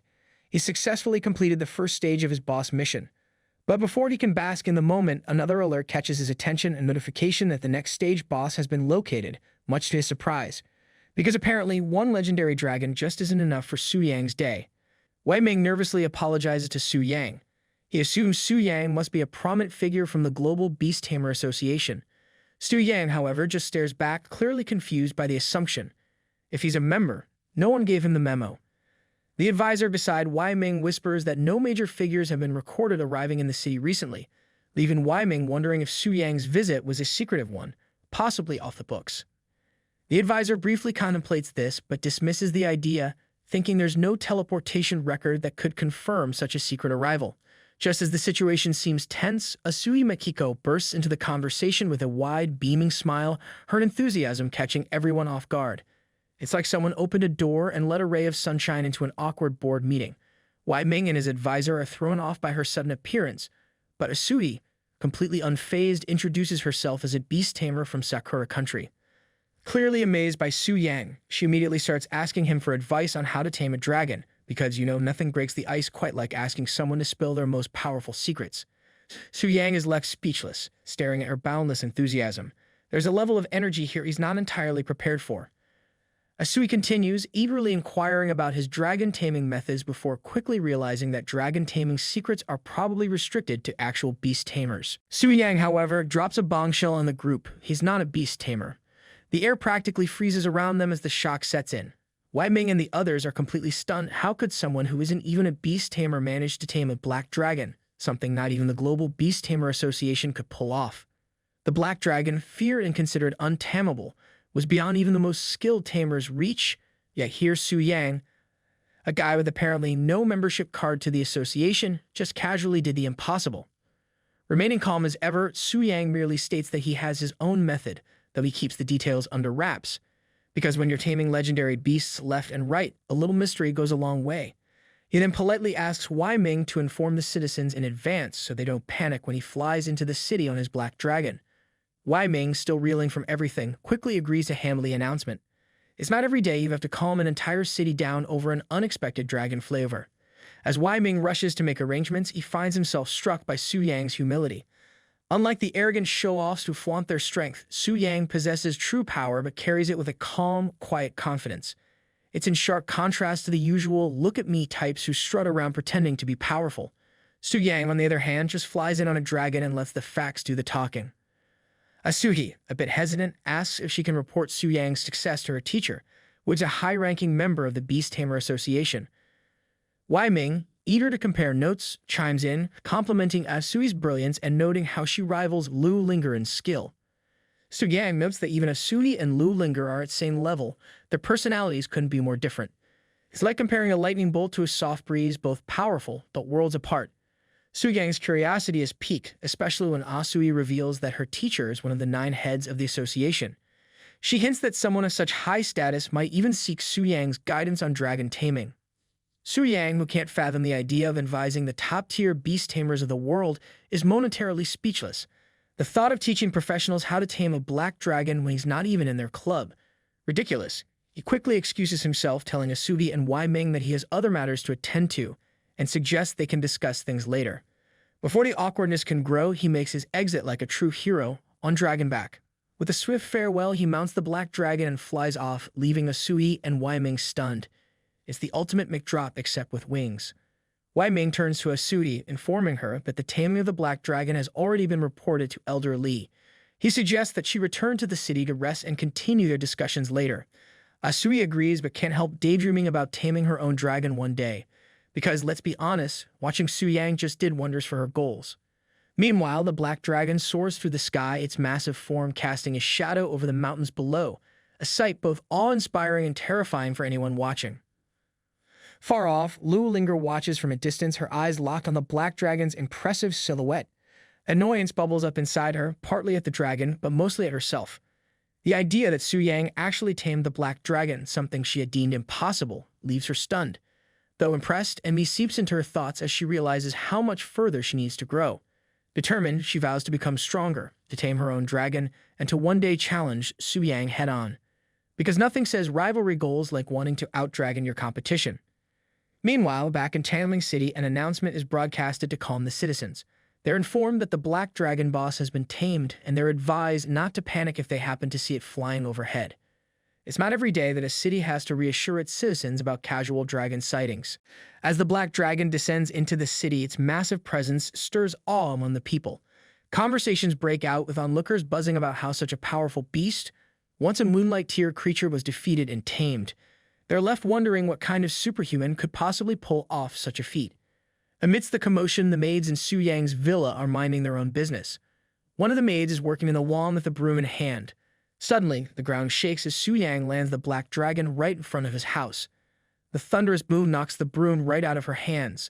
Startled, the girl is about to panic when Su-yang steps forward, apologizing for the dramatic entrance. He never wanted this kind of attention, but when you've got no dragon garage, you do what you have to. The maid recognizes him immediately as her master and calms down, relieved. Su-yang reflects on the ironies, always tried to keep a low profile, but not being a beast tamer means he can't just tuck the dragon away into a neat pocket dimension. It's not showing off if you have no other choice, right? Turning to the elf princess, Su-yang offers her the freedom to choose any ruse she likes. He then leaves the elf princess in the capable hands of his staff while he handles pressing matters. The elf, now comfortably settled in, admires Su-yang's clean and spacious home. She's confident it will be a good place to stay, much better than the castles and courtly politics she's used to. Internally, Su-yang breathes a sigh of relief. Sure, she's a princess, but her down-to-earth attitude is a blessing, none of the princess syndrome he had feared. Turning his attention back to business, Su-yang sits down and summons the system. Almost immediately, the system responds, revealing the details of his next challenge. His heart skips a beat as the next boss is revealed to be from the demon abyss, a sovereign of original sin, ranked at the terrifying god tier. Su-yang, who has faced plenty of formidable opponents, is genuinely shocked. God tier, that's like skipping the last levels of the game and suddenly facing the final boss while still holding your starter gear. His mind races as he recalls the globally recognized ranking system issued by the Temple of Professions. From the 5th tier onward, every 50 levels constitute a new tier. The 6th tier is known as the Starlight tier, the 7th as the Moonlight tier, and the 8th as the Sunlight tier. Together, these are the legendary tiers, and above them all is God tier. And now he's about to face one. No pressure. The system lays out the rankings in full detail, explaining how the God tier sits at the pinnacle of a long and arduous journey, which includes passing through the Starlight, Moonlight, and Sunlight tiers. Only those who complete the trial of the gods can ascend the godhood staircase to reach this exalted level. Su-yang can't help but think how extreme this leap feels. One moment he's taming a Starlight tier dragon, and now he's being matched against a god tier boss from the demon abyss. That's like skipping high school and going straight to running a multinational company. As Su Yang contemplates this next phase of his journey, he reflects on how his own transformation has progressed since taming the black flame-winged Athos. What new doors will this connection open? Curious, he summons his connection, and the process begins. Swirling energy engulfs him as his body undergoes a transformation, preparing him for what lies ahead. Suddenly, Su Yang finds himself into the body of the god Tier Boss from the demon abyss. The sheer size and overwhelming aura of the creature nearly takes his breath away. Its stats are off the charts, its strength beyond belief, its speed nearly impossible to track, and its resistances make it almost invincible. Physical damage has minimal effect on him. Fire and water barely scratch him. He has a strong hold in darkness and is untouchable. But there's one glaring weakness: light. Su Yang studies the boss's talents carefully, trying to formulate a strategy. The boss controls everything in the abyss, which would be bad enough, but then Su Yang discovers the worst part: it can revive its subordinates endlessly. And the most terrifying revelation is that the boss itself can resurrect as long as any demon in the abyss survives. It's like trying to kill a boss that comes with an endless supply of extra lives. The realization sinks in. If anyone wants to defeat this monster, he'll have to erase every single demon in the abyss. All of them. The enormity of the task feels borderline impossible. As he absorbs the system's explanation, Su Yang learns more about the demon abyss itself. Unlike typical dungeons, this place is a vast, dark rift that connects to the human world, functioning almost like a gateway. It's akin to the Elf Kingdom or Dragon Kingdom. But where those places are filled with peace, the abyss is a realm teeming with demons and unimaginable danger. Every country has its own entrance to the abyss, making it accessible but also incredibly perilous. Each level of the abyss descends deeper into chaos, and with each step, the demons grow stronger. Even the first floor is no joke, with demons starting at level 40, making it one of the most dangerous locations known to adventurers. It's like starting a marathon by running through quicksand, while being chased by monsters. Su Yang finds his mind racing as he analyzes the demon abyss. This place isn't just a dungeon, it's a whole different beast, a rift to another world, filled with endless challenges that would give even the bravest adventurer nightmares. The deeper you go, the stronger the demons become, and it's the sheer depth that turns it into a living nightmare. The furthest humanity has ever reached is the 386th floor, conquered by elite SS-ranked guilds like the Ring of the Archmage and Knights Sanctum. These guilds don't just visit the abyss, they practically rent out space there. For now, Su Yang knows those guilds are far out of his league, but one day he'll count them as rivals. First, though, he has to focus on the impossible task in front of him, facing a god tier boss. The boss's revival abilities alone are enough to make anyone throw in the towel, but Su Yang, he's not about to back down. He scans the area, taking in the thrones meant for the 7 kings of sin, noting how only 4 of them glow with life, while the other 3 sit in darkness, their former occupants defeated by adventurers before him. Being in the body of a god tier boss, Su Yang reflects that this is his chance to flex, quite literally, by unleashing the boss's second talent. With a casual wave of his hand, he taps into the power of sovereignty, the overwhelming authority of the Lord of Original Sin, and uses the resurrection skill. Purple energy begins to swirl around him, thick with malice, as it pulls at the runes scattered across the arena. Suddenly, one of the dark thrones ignites, flames crackle to life, and King Beelzebub, the gluttonous, is resurrected. Beelzebub's grotesque form emerges from the throne, dripping with hunger and raw power. It's the kind of monster that would make you lose your appetite and probably your lunch. The sheer presence of this creature is suffocating. Beelzebub, a blazing sun tier boss, boasts massive stats, 20 million HP and strength beyond normal comprehension. And with that stat sheet, you'd expect him to be ruling a kingdom, not kneeling like a disgraced henchman. Yet there he is, kneeling before the sovereign, ashamed and begging for forgiveness. It's almost sad if it weren't so gross. Su Yang's eyes glow with disappointment, clearly unimpressed with what was supposed to be a grand revival. This wasn't the revival he had expected, as it is only a mere sunlight tier king. What kind of weakling did he bring back? Su Yang thinks, half amused by the underwhelming performance of the once feared Beelzebub. But then Su Yang finds out that Beelzebub's 2 talents are nothing to scoff at. The first talent is, the more he devours, the stronger he becomes without limit, except for the god tier itself. The second talent is even more horrifying. Anything Beelzebub consumes offers a tribute to the sovereign, permanently transferring 2% of the victim's attributes to the god tier boss. In other words, every bite Beelzebub takes makes the real monster even stronger. Su Yang quickly connects the dots. Beelzebub can funnel his kills to the sovereign. This means every victory Beelzebub achieves is essentially a win for the sovereign as well. But now, with Su Yang possessing the body of the sovereign of Original Sin, a light bulb goes off in his mind. If those tributes were funneled into the sovereign's true form, it wouldn't mean much. but if they could be transferred to Su Yang's actual self, he realizes with a spark of excitement he could ascend immediately.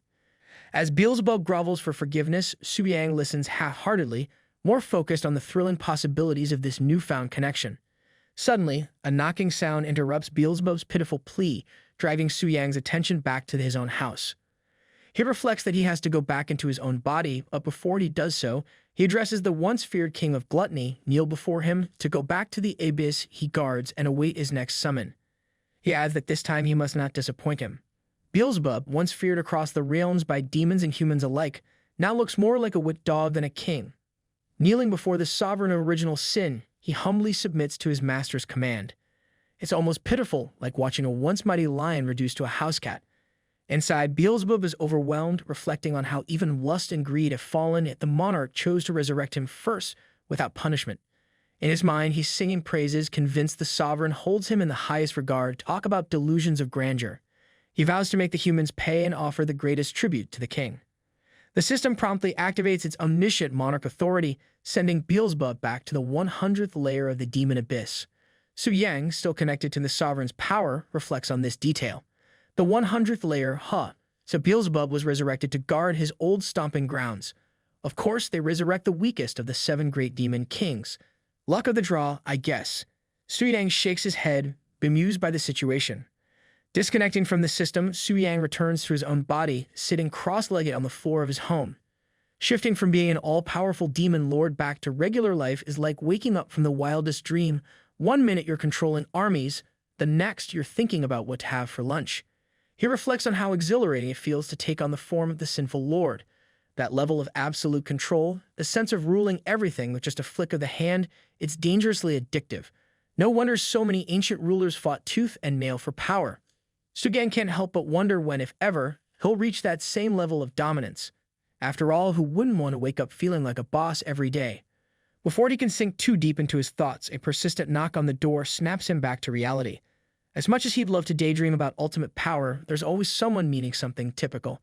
His maid outside calls for him, asking if he is there. Su Yang sighs, turning toward the door as he tells his maid to hold on. Opening the door, he's met with the news that City Lord Wai Ming has arrived and wishes to speak with him personally. Su Yang nods, stepping out to meet Wai Ming, who eagerly greets him. The City Lord looks like he's been waiting for this moment, practically vibrating with excitement, as if meeting Su Yang is the highlight of his week. Wai Ming exclaims how relieved he is that Su Yang has come, and with his usual calm demeanor, Su Yang asks what the City Lord needs. It's always something big when someone rushes over with that kind of enthusiasm. What is it now? A dragon tax. Wai Ming, practically bursting with excitement, informs Su Yang that the news of his feat, taming the black dragon, has spread not just across Longxia, but globally. Because of course the world can't keep quiet when someone pulls off the impossible.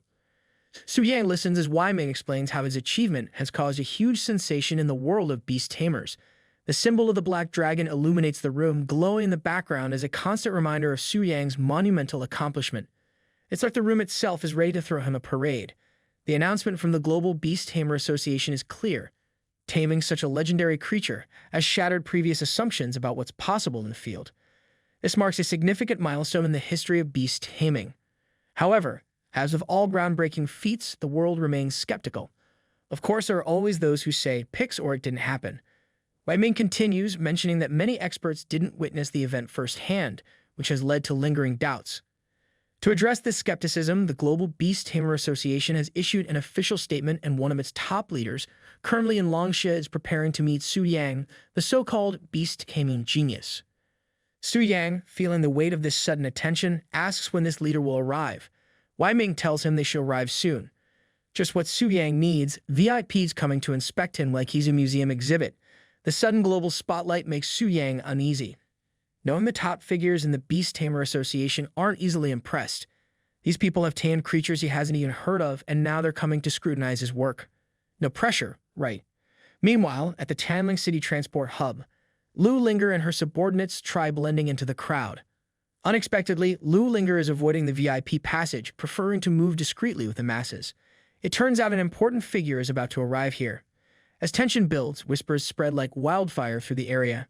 Make way, everyone, make way. The crowd stirs, excitement rippling through as all eyes turn to the new arrival. Something big is happening and everyone can feel it. Hearing the commotion, Lu Linger wonders what all the fuss is about. It's rare for a crowd to buzz like this unless something huge is about to go down. At the center of attention, the guards announce the arrival of Elder Lu Dashi, one of the great leaders of the Global Beast Tamer Association.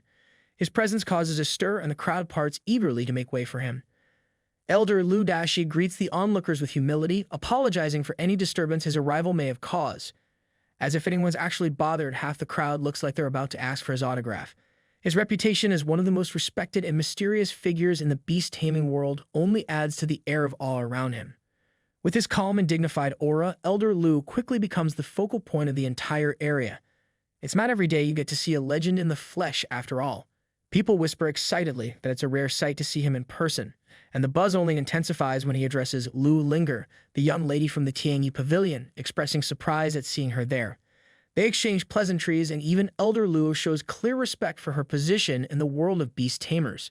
Clearly, Lu Linger isn't just another face in the crowd. The young lady, however, reveals her frustration and disappointment. She admits that she wasn't strong enough to tame the black dragon, a feat that would have solidified her position as Longshia's top beast tamer. With a resigned smile, she acknowledges that her title may soon belong to someone else. Elder Lu Dashi, always composed, gently advises her not to place too much value on titles and superficial achievements. He encourages her to focus on what truly matters in the path she has chosen, because when a legendary elder gives advice, it's not the kind you roll your eyes at. Elder Lu reminds her of what is truly at stake: the dragon spirit's secret realm. This special realm, connected to the land of dragons, offers incredible rewards for those brave enough to venture inside. But there's a catch. The requirements to enter the dragon spirit's secret realm are strict. One must have a dragon companion to qualify. And of course, dragons aren't exactly something you can pick up at the local pet shop. Currently, only one person in the world has such a companion, Valeria from the Eagle United Federation. Elder Lu recounts that many, himself included, have tried to tame dragons, but none succeeded like Valeria. Lu Linger listens carefully, her mind already racing. Elder Lu continues sharing the insights from his teacher's research. According to the findings, the stronger the dragon companion, the greater the blessings and rewards one can obtain in the dragon spirit's secret realm. This is why Lu Linger had sought to tame the black dragon, believing that its unmatched strength would bring the highest benefits. Because why settle for a regular ride when you could have the Ferrari of dragons? Lu Linger, ever determined, expresses that now, because she has failed to tame the legendary black dragon, she's eyeing for the silver dragon.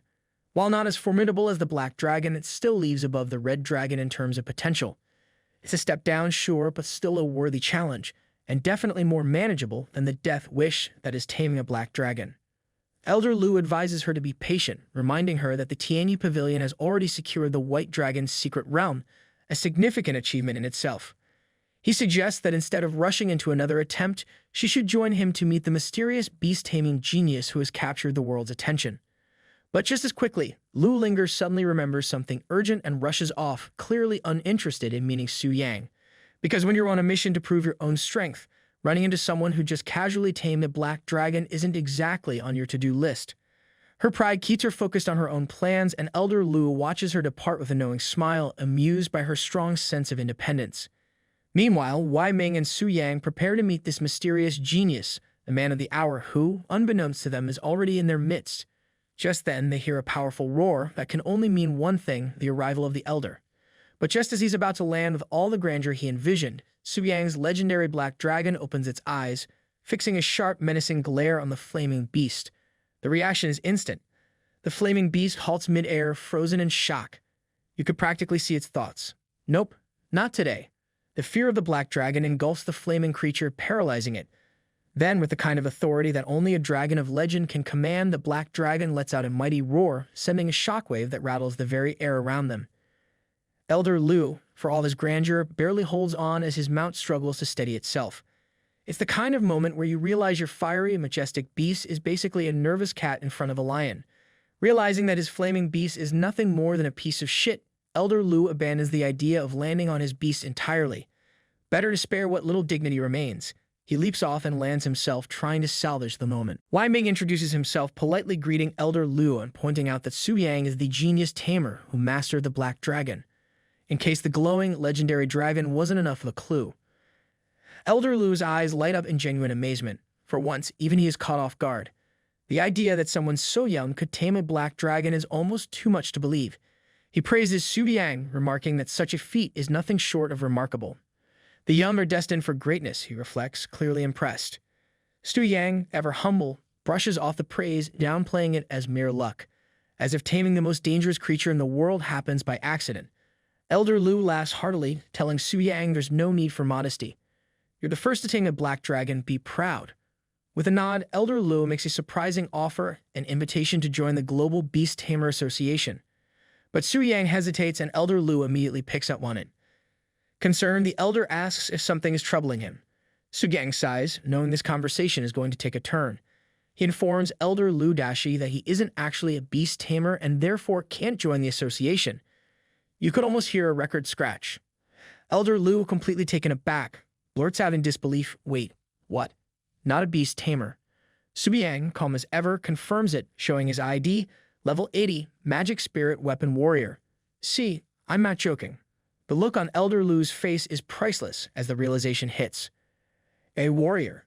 Shock spreads through the elder's entire demeanor as he tries to process what he's just learned. It's like finding out someone climbed Everest barefoot. Just as Su Yang turns and begins walking away, Elder Lu, still speechless, calls out for him to wait. Elder Lu Dashi decides to inform the Global Beast Taming Association about his encounter with Su Yang, sending a series of rapid messages between the association's elders. It doesn't take long before the conversation explodes with reactions. Elder Lu opens the discussion, calmly stating that he's met Su Yang, the young man who tamed the legendary black dragon, which in this crowd is the equivalent of saying he just met someone who discovered the Fountain of Youth. Elder Zhao Hun immediately responds, questioning why there's any hesitation and whether Su Yang has agreed to join. Because clearly, who wouldn't jump at the chance to join the most prestigious beast taming club in the world? Elder Trump from the Evil United Federation jumps in with his usual confidence, claiming their organization is the strongest, and of course, Su Yang has no reason to refuse. Because, if you have dragons, why wouldn't you want to be part of the cool kids club? Elder William Smith, ever the diplomat, congratulates Longxia on having another genius in their ranks, while Valeria, the only other person to have tamed a dragon before Su Yang, eagerly chimes in. She's clearly excited to no longer be the sole dragon whisperer in the room. But just as the excitement reaches its peak, Elder Lu drops a bombshell that silences the group. Su Yang is not a beast tamer, he's a warrior-class professional. Cue the record scratch. Elder Lu can practically feel the collective gasp from the other elders through the screen. It's like finding out the star of a cooking show doesn't actually know how to cook. President Heralina of the Siberia Northern Plains, quick on her feet, suggests offering Su Yang honorary membership. Because if you can't recruit him the traditional way, why not bend the rules until they fit? 9 elders immediately like the idea. In the world of beast tamers, that's as close to unanimous agreement as you get. Standing before Su Yang, Elder Lu adopts a warm but clearly calculating expression. He's trying to make this pitch sound like a friendly invitation, but it's pretty clear he's already planning out the next step. After explaining the association's decision, he offers Su Yang honorary membership, giving him access to all the benefits of the Global Beast Tamer Association. Because when you've tamed a dragon that's basically a living legend, they're willing to look past the whole, not actually a beast tamer thing. Su Yang listens, his faint smile betraying a touch of caution. He's not buying the no-strings-attached angle. Su Yang's mind races, there's no such thing as a free lunch, and he knows there's more to this offer. He asks rather bluntly what exactly they want from him. Because if they're giving out perks like this, they've got to be expecting something in return. Elder Lu, with a wave of his hand, reassures Su Yang that it's nothing too special, just a few lessons on how to tame a dragon. Only 10 people. Nothing major, right? But Su Yang's mind kicks into high gear. These aren't just any 10 people. These are the beast taming world's elite, a president included. It's not exactly a crowd you can just shrug off. The benefits of joining an SSF-ranked guild are tempting though, and it would be a real shame to pass up that kind of opportunity. After a moment's thought, Su Yang looks at Elder Lu and agrees to give the lectures, though he's quick to point out that his experience might not be all that helpful. After all, taming a legendary black dragon wasn't exactly something you'd find in a beast tamer's guidebook. Maybe they'll just throw in some dramatic pauses for effect. Elder Lu chuckles, admitting that even Valeria, the only other dragon tamer, gave a lecture once, and it wasn't exactly groundbreaking either. It's comforting in a way. Personal experiences don't always offer replicable results, and everyone knows that. It's just an opportunity for people to hear his story and maybe learn a thing or two. No pressure at all. With a slight grin, Su Yang nods. He agrees to join the Global Beast Tamer Association. But in the back of his mind, he's already plotting his next move. If it's personal experience they're after, he might as well have a little fun with it. Beast-taming leaders, get ready. His version of events might just be the most creative story they've ever heard. Since the merging of games and reality, the world was forever changed by the descent of transfer statues, marking the creation of the Transfer Temple. In an effort to manage these unprecedented events, the World United Council designated a specific area at the very center of the world, soon known as the Holy City, home to the Transfer Temple headquarters. At the heart of this temple stands the enigmatic Euphemia Vega, the Divine High Priestess. Her identity remains a mystery, her name surrounded by rumors and legends. Because, of course, every overpowered figure needs to be wrapped in mystery. It's practically a rule. Euphemia has never once left the Holy City, and her origins, true power, and even her level are completely unknown. For all anyone knows, she could be level 1 or 1000. It's anyone's guess, and that uncertainty is more terrifying than any stat sheet. Clad in radiant attire, she exudes an aura of authority and divinity, commanding respect and fear without even lifting a finger. Basically, she's the kind of person who walks into a room and everyone suddenly remembers they have somewhere else to be. The only documented event involving her occurred 10 years ago, during an infamous clash with Augustin, the president of the SSS-ranked Guild Ring of the Mage God. Augustin, after ascending to demigod status through completing the Trial of the Gods, sought to test the power of the elusive High Priestess. Because what else do you do when you hit demigod status? Challenge the most mysterious and overpowered figure around, obviously. Augustin stood at the peak of power, known as the 9-turn Element Destroyer, with his level reaching an impressive 300. His strength was unmatched, and with confidence, some might call it arrogance, he launched a barrage of multiple forbidden curse attacks, each infused with immense elemental force, flames, ice, and thunder converging in a display that would make lesser beings break out in a cold sweat. The sheer destructive energy behind his attacks was enough to obliterate entire armies. But in response, Euphemia Vega simply activated her divine shield, a barrier that effortlessly deflected everything Augustin threw at her. Not just deflected, mocked, as if squatting away the most powerful magic in existence was just another Tuesday. Despite the demigod-level force behind his attacks, Augustin couldn't even put a scratch on her defenses.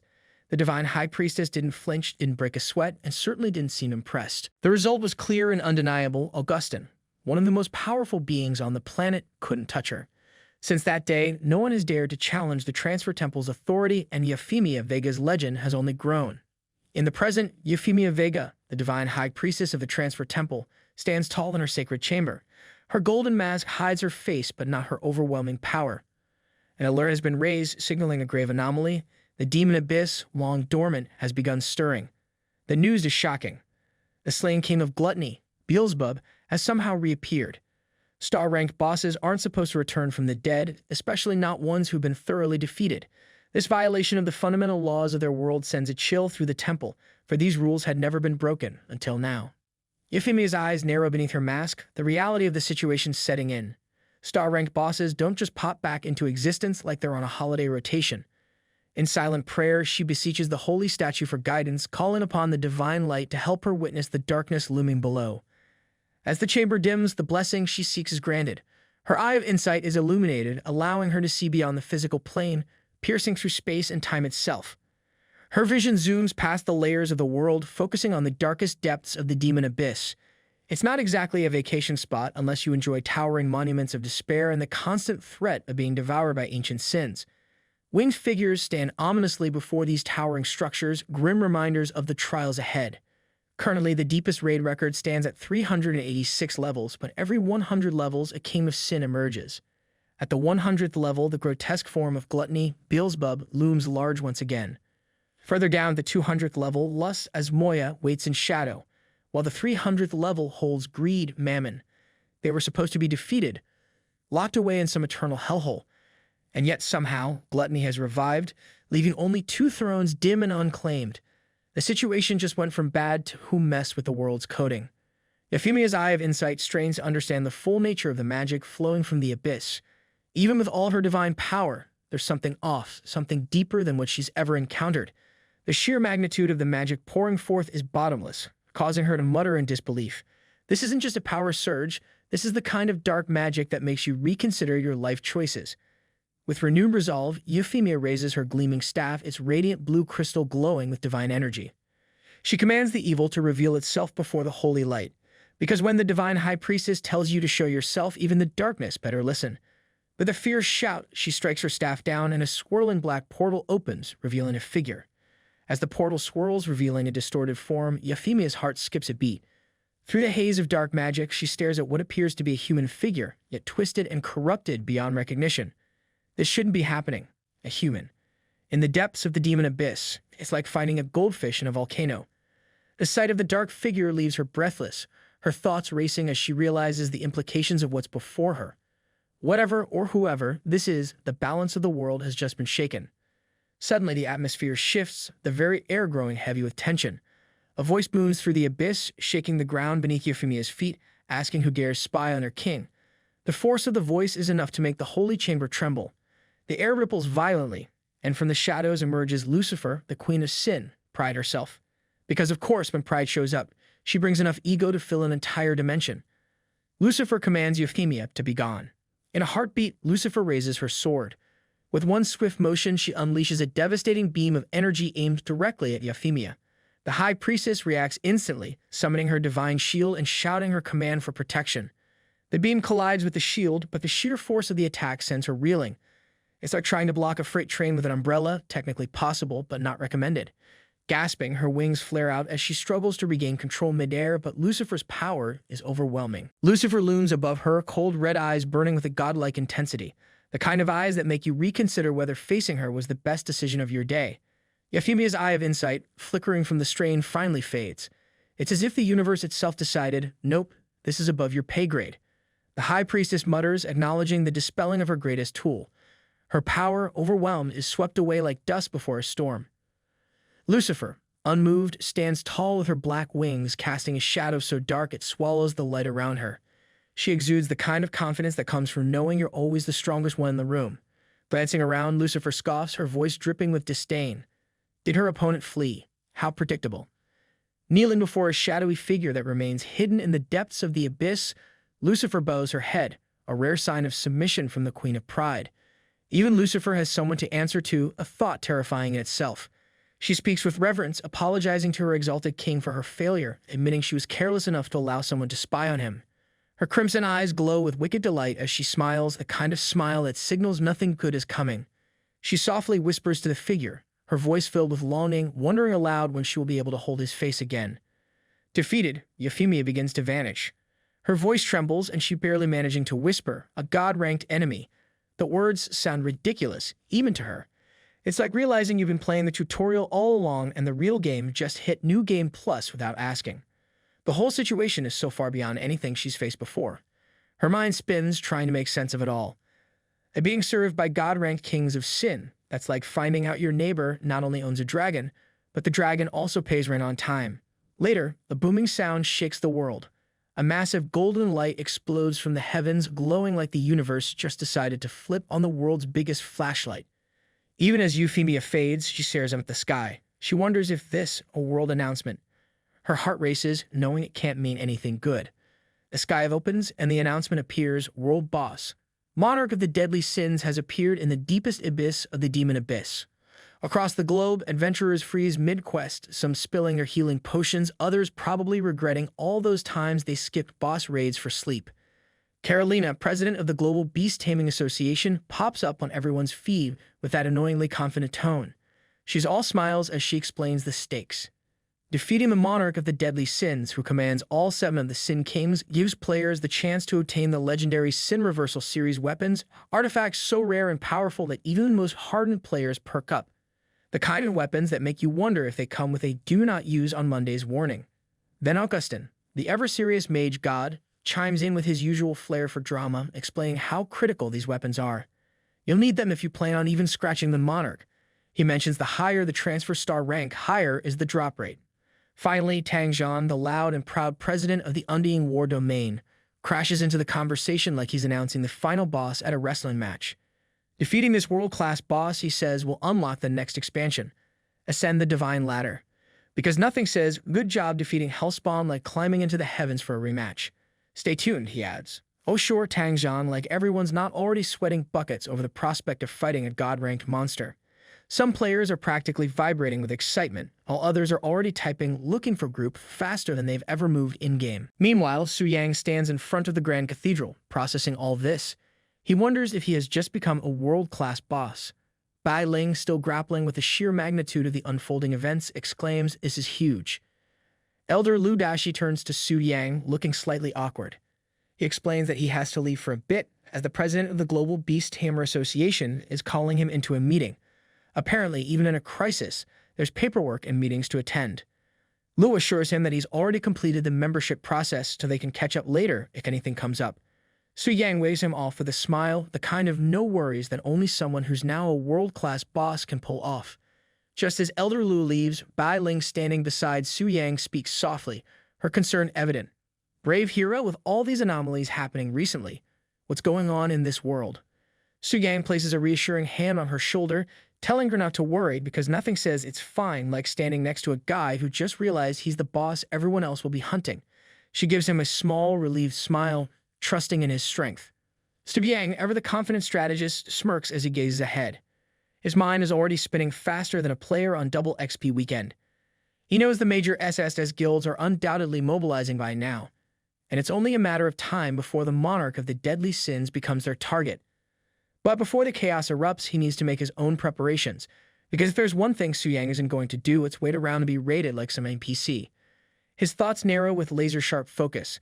The Kings of Sin drop unique, limited Sin Reversal Series weapons, God-tier items that are essential for defeating the monarch of the deadly sins.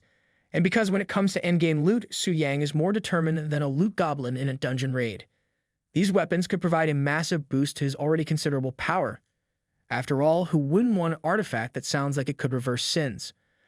But then it hits him, like a rogue spellcaster's crit, if he, as the monarch of the deadly sins, defeats the Kings of Sin, could they drop the Sin Reversal Series weapons for him too? A world-class boss farming his own minions for god-tier loot, it's like realizing you could rig the final boss fight to win the ultimate prize. The idea sparks a flicker of ambition in his eyes. Su Yang pauses for a moment, a sudden realization dawning on him. If he, as the monarch of the deadly sins, were to defeat the Kings of Sin, could they also drop the Sin Reversal Series weapons for him? His mind races, piecing together the possibilities like a gamer planning the ultimate exploit. As the ruler of the Abyss, the original Sin Monarch, it's only natural that his subordinates would dedicate themselves to him right. After all, he can resurrect them without much burden. He contemplates further, watching the glowing orbs around him. The only hitch is that the resurrection cooldown is annoyingly long, like waiting for your mana to recharge in the middle of a boss fight. Su Yang's thoughts churn as he stands before the golden statue of the divine high priestess, mentally strategizing. If only he could shorten that cooldown, he'd have a near-perfect farming loop. As his mind whirls, another thought strikes him. The current strongest professionals are only at semi-god rank, but with the next patch, Ascension Ladder, it seems that defeating the original Sin Monarch is the key to true ascension. Su Yang's determination flares. If he can solo the original Sin Monarch, wouldn't he be the first to ascend to god rank? He smirks, the kind of grin you get when you realize you found a game-breaking strategy. Thoughts of the competitive elites who have been grinding for years flash through his mind. Being a cheat means thinking like a cheat. You can already imagine their reactions when they find out that he, someone who's only been transferred for less than a month, will surpass them all. It's the kind of revelation that makes him chuckle internally. Su Yang looks up the statue of the divine high priestess, his angelic companion standing quietly by his side. He nods to himself, determined but focused. The grand plan is in motion, but first things first. For now, he thinks, let's focus on the immediate goal. Time to take on my 4th rank 5-star mission. Bright beams of light shoot into the sky from the Grand Cathedral, illuminating the towering structure. Below, 4 figures stand, each tense and alert. Augustin, Carolina, Tangzhan, and Poker. The atmosphere is heavy, but Augustin, the president of the Divine Magic Circle and 9th rank Element Annihilator, breaks the silence with a casual tone, saying it seems they all arrive here at the same time. Carolina, smirking at his laid-back demeanor, teases him. You, of all people, actually woke up early. The subtle jab is enough to bring a small chuckle from the others. It's not every day the old drunkard shows up for something this serious before noon. Tangzhan, president of the Immortal War Domain, remains serious. This isn't just any gathering, it's about the new version and the world boss. In true stoic fashion, Tangzhan adds that they need to take it seriously, because nothing says no pressure like knowing the fate of the world is tied to a new patch. Poker, the president of the Knight's Holy Sanctuary, adds gravely that the Holy High Priest herself sent out an invitation letter. This matter is beyond unusual. Suddenly, bright beams of light burst forth from the Grand Cathedral, catching the attention of everyone nearby. Inside, whispers spread through the crowd as Augustin, Tangzhan, and Poker are all gathered there. Everyone seems excited. It's their first time witnessing their heroes up front, because when the heavyweights show up, you know things are about to get real. The excitement builds as the crowd realizes the SSS-ranked guild leaders are present. Whispers ripple through the room like a wave of awe. It's Augustin, the pride of the mages. Others exclaim as Lady Carolina and Tangzhan follow closely behind. The cathedral is practically buzzing with the collective fanboying of half the continent. Above them, holographic projections flicker to life, showing the high-ranking leaders of the world, hovering like a council of gods. One in the audience whispers in awe, wondering if those are the national leaders. They have only ever seen them on TV before. The sense of reverence thickens as the guild leaders enter the room. Augustin, ever the unflappable mage, casually remarks, "Guild giants and national leaders gathered together. Looks like we're in for a good show. Because when you're one of the most powerful figures in the world, even a potential world-ending threat feels like something you can comment on like it's the latest sports game." The divine high priestess, standing with a radiant aura that seems to glow even brighter as she speaks, addresses the assembly of the world's strongest leaders. Her presence is commanding, her voice carrying the weight of the message she delivers. "Thank you all for responding to the temple summons," she begins, her tone poised yet filled with urgency. She remarks that they are all aware of the purpose of this gathering. She reveals that Gluttony, the original Sin King, Beelzebub, has been resurrected. The leaders, previously calm, stiffen at the revelation. This isn't your standard respawn. This is the kind of nightmare you'd expect when world bosses start playing by their own rules. The High Priestess presses on, her tone determined. She explains that the appearance of the original Sin Monarch, a world-level boss, is likely tied to Beelzebub's resurrection. The vibe in the room shifts from curious gathering to endgame boss briefing. The Divine High Priestess stands before the round table, her presence dominating the room as she addresses the gathered guild leaders. She informs them that, according to the guidance of the divine statue, the only way to defeat the original Sin Monarch is by slaying the original Sin Kings and obtaining a reverse Sin series weapon. Because, let's face it, nothing screams ultimate boss fight like an exclusive weapon drop. She lets that sink in before turning her gaze around the room, locking eyes with each leader as they sit silently, absorbing her words.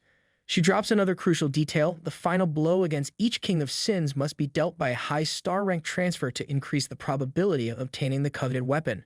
No pressure or anything, it's only the fate of the world resting on one final blow. The responsibility rests squarely on the shoulders of those in the room. Her gaze moves across the gathered leaders, each of them fully aware that they are the best combatants the world has to offer. There is no one else. The task ahead is clear. They must work together to face this unprecedented threat. The burden of saving the world, defeating the original Sin Monarch, and acquiring the powerful weapons lies with them. A holographic projection flickers to life, illuminating the grim details of the Demon Abyss. The current record for the deepest level conquered is level 386, where the extermination team encountered 3 of the original Sin Kings: Gluttony, Lust, and Greed. The High Priestess explains that based on the pattern, they encounter a new Sin King every 100 levels. This means there are still 314 more levels before they can face the final boss, the original Sin Monarch. The room tenses as the enormity of the task looms before them. Hundreds of levels filled with unimaginable dangers await. High Priestess then turns toward Augustin and Tangzhan, both of whom are at level 372. The question is simple but critical. How many levels can be advanced with each progression they make? Their experience is crucial in determining how fast they can push through the remaining levels of the Abyss. The room holds its breath, awaiting their response. Every leader knows the road ahead is steep and treacherous, but the prize at the end, victory over the monarch and the chance at ascension, drives them forward. The world hangs in the balance, and the battle is about to begin. Augustin hesitates, taking a long swig from his drink before finally responding, his voice gruff but laced with a hint of reluctance. He admits that for him, handling about 3 levels at a time is the limit. Any more, and this old man won't be able to keep up with the intense grind. Because, let's face it, even legendary mages need a break now and then. Tangzhan quickly backs him up, noting that the deeper they venture into the Demon Abyss, the greater the difference in strength between each level becomes. It's not exactly a stroll in the park, more like a death march with occasional monster ambushes. Even with their incredible power, taking on multiple levels at once would be suicide. The High Priestess listens intently, her expression serious as she contemplates the daunting task ahead. They'll need to level up at least 100 times to reach the goal, level 700. It's not a short-term mission. Her eyes reveal the heavy burden of the journey, a silent acknowledgement that this will be a grueling process. Because when you're facing world-class bosses, no one's handing out participation trophies. Poker, the judgment condemner, shifts in his seat. His gait is sharp as he weighs in. He cautiously suggests that the experience gained from killing an original Sin King could give the entire team a massive boost in levels. It's not just about the grind, it's about exploiting every opportunity, even if it means gaming the system a bit. He hints at if somehow they can resurrect the Sin Kings multiple times to farm experience, their chances of obtaining the coveted reverse Sin series weapons will potentially increase. His strategy is clear but risky, Rune feeling the gravity of the idea. The High Priestess shifts the discussion toward how these powerful reverse Sin series weapons dropped by the bosses should be distributed. And here's where things get really tricky, because nothing brings out the tension like talking loot distribution in a room full of legendary warriors. The armored warrior, sitting regally, cuts through the tension with a firm reminder. These weapons aren't just shiny trophies, they're the key to defeating the original Sin Monarch, and ultimately, the path to ascension. Everyone's eyes narrow at this, fully understanding that without these weapons, their chances of victory and survival drop drastically. It's not just about being the strongest in the room, but about having the right tools to finish the job. The tension in the room thickens as they discuss the future and who should lay claim to the weapons, each knowing that these reverse Sin series weapons could tip the scales in their favor, not just against the monarch, but in their quest for ultimate power. Amidst the heated conversation, the High Priestess rises to command silence with a single powerful strike of her staff. The shockwave ripples through the gathered warriors, immediately cutting off the murmurs and bringing focus back to her. Because nothing says pay attention like a literal shockwave through the room. Her presence is undeniable, and she explains with calm authority the critical importance of the reverse Sin weapons in achieving ascension. She urges the group to be patient, reminding them that the Transfer Temple is closely monitoring their actions. When the extermination team is set, the real decisions will be made, and there's no room for reckless behavior until then. The armored warrior, realizing the gravity of the situation, apologizes for acting rashly. The High Priestess is understanding, acknowledging the intensity of the moment. After all, it's hard to keep your cool when world-ending bosses and god-tier weapons are on the line. Tang Zhan, ever practical, suggests a strategy to organize the extermination team. He proposes that countries pool their resources and form national teams, each taking turns hunting the original Sin Kings. Weapon drops would be determined by luck, keeping the competition fierce by reducing direct conflict. It's a plan that tempers chaos while keeping the stakes high, because nothing keeps a bunch of legendary warriors in line like a fair system with a lot of randomness. The room buzzes with tension as the proposal is presented. Poker, always the tactician, sees the value in Tang Zhan's approach. He recognizes how using entire countries as units fits perfectly with Tang Zhan's strategic mindset. It's the kind of move that turns every nation into a cog in a much larger machine, one that crushes Sin Kings and collects god-tier loot. Meanwhile, the High Priestess stands as the ultimate authority, listening carefully as the discussion unfolds. She weighs the potential benefits of managing and coordinating these extermination forces, knowing that the stakes are too high for disorganization. Yet a question arises: what about the weaker countries? Would they be overshadowed and left without a real chance in this strategy? Tang Zhan, unshaken, dismisses the concern without hesitation. For him, defeating the original Sin Kings depends solely on strength, not the political or geographical power of a country. The High Priestess, sensing the urgency of the moment, announces a vote on Tang Zhan's proposal, keeping the council focused on the critical decisions at hand. The tension in the room continues to build as the votes are counted, with an overwhelming majority, 80%, in favor of the plan. The proposal passes, and the High Priestess solemnly declares the first agenda of the meeting complete. With this milestone, the path forward starts to take shape, but it's clear that more challenges lie ahead. The discussion then shifts to a delicate issue: nations lacking 9th-ranked professionals will not be allowed to participate in the upcoming challenges. Instead, their fates will be decided by lottery, the results to be announced later. It's a harsh reality, but in a game where strength is everything, some are bound to be left behind. As the room settles into this uncomfortable truth, attention turns to the second agenda item. President Carolina steps forward, clearly eager and ready to have her say. With confidence radiating off her, she begins to explain the situation. Muscles flexing, voice strong, Carolina isn't just talking, she's commanding the room's attention. She reveals that due to the emergence of the dragon spirit realm, the gates to the dragon kingdom have finally opened from the human world. Inside lies a vast, treacherous realm, filled with powerful bosses and incredible rewards. Conquering this supergiant subspace nation would drastically increase their leveling efficiency, providing them with the edge needed to take on the demon abyss. Before the room can fully process this, Augustin interjects with a note of caution, reminding the group that entry into the dragon's spirit realm is restricted. Only those who have successfully tamed a dragon can enter, because taming one of these bad boys is like holding the golden ticket to a next-level dungeon raid. He reminds them that only Valeria from the Global Beast Tamer Association is the only person known to have tamed a dragon. But with a raised eyebrow, he asks if something has changed. Carolina's lips curl into a knowing smile.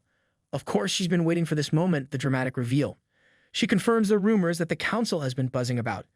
A genius boy from Longxia, the honorary member of the Beast Tamer Association, has done the impossible. He tamed a black dragon, because when you've got an ace up your sleeve like that, you can't help but smile.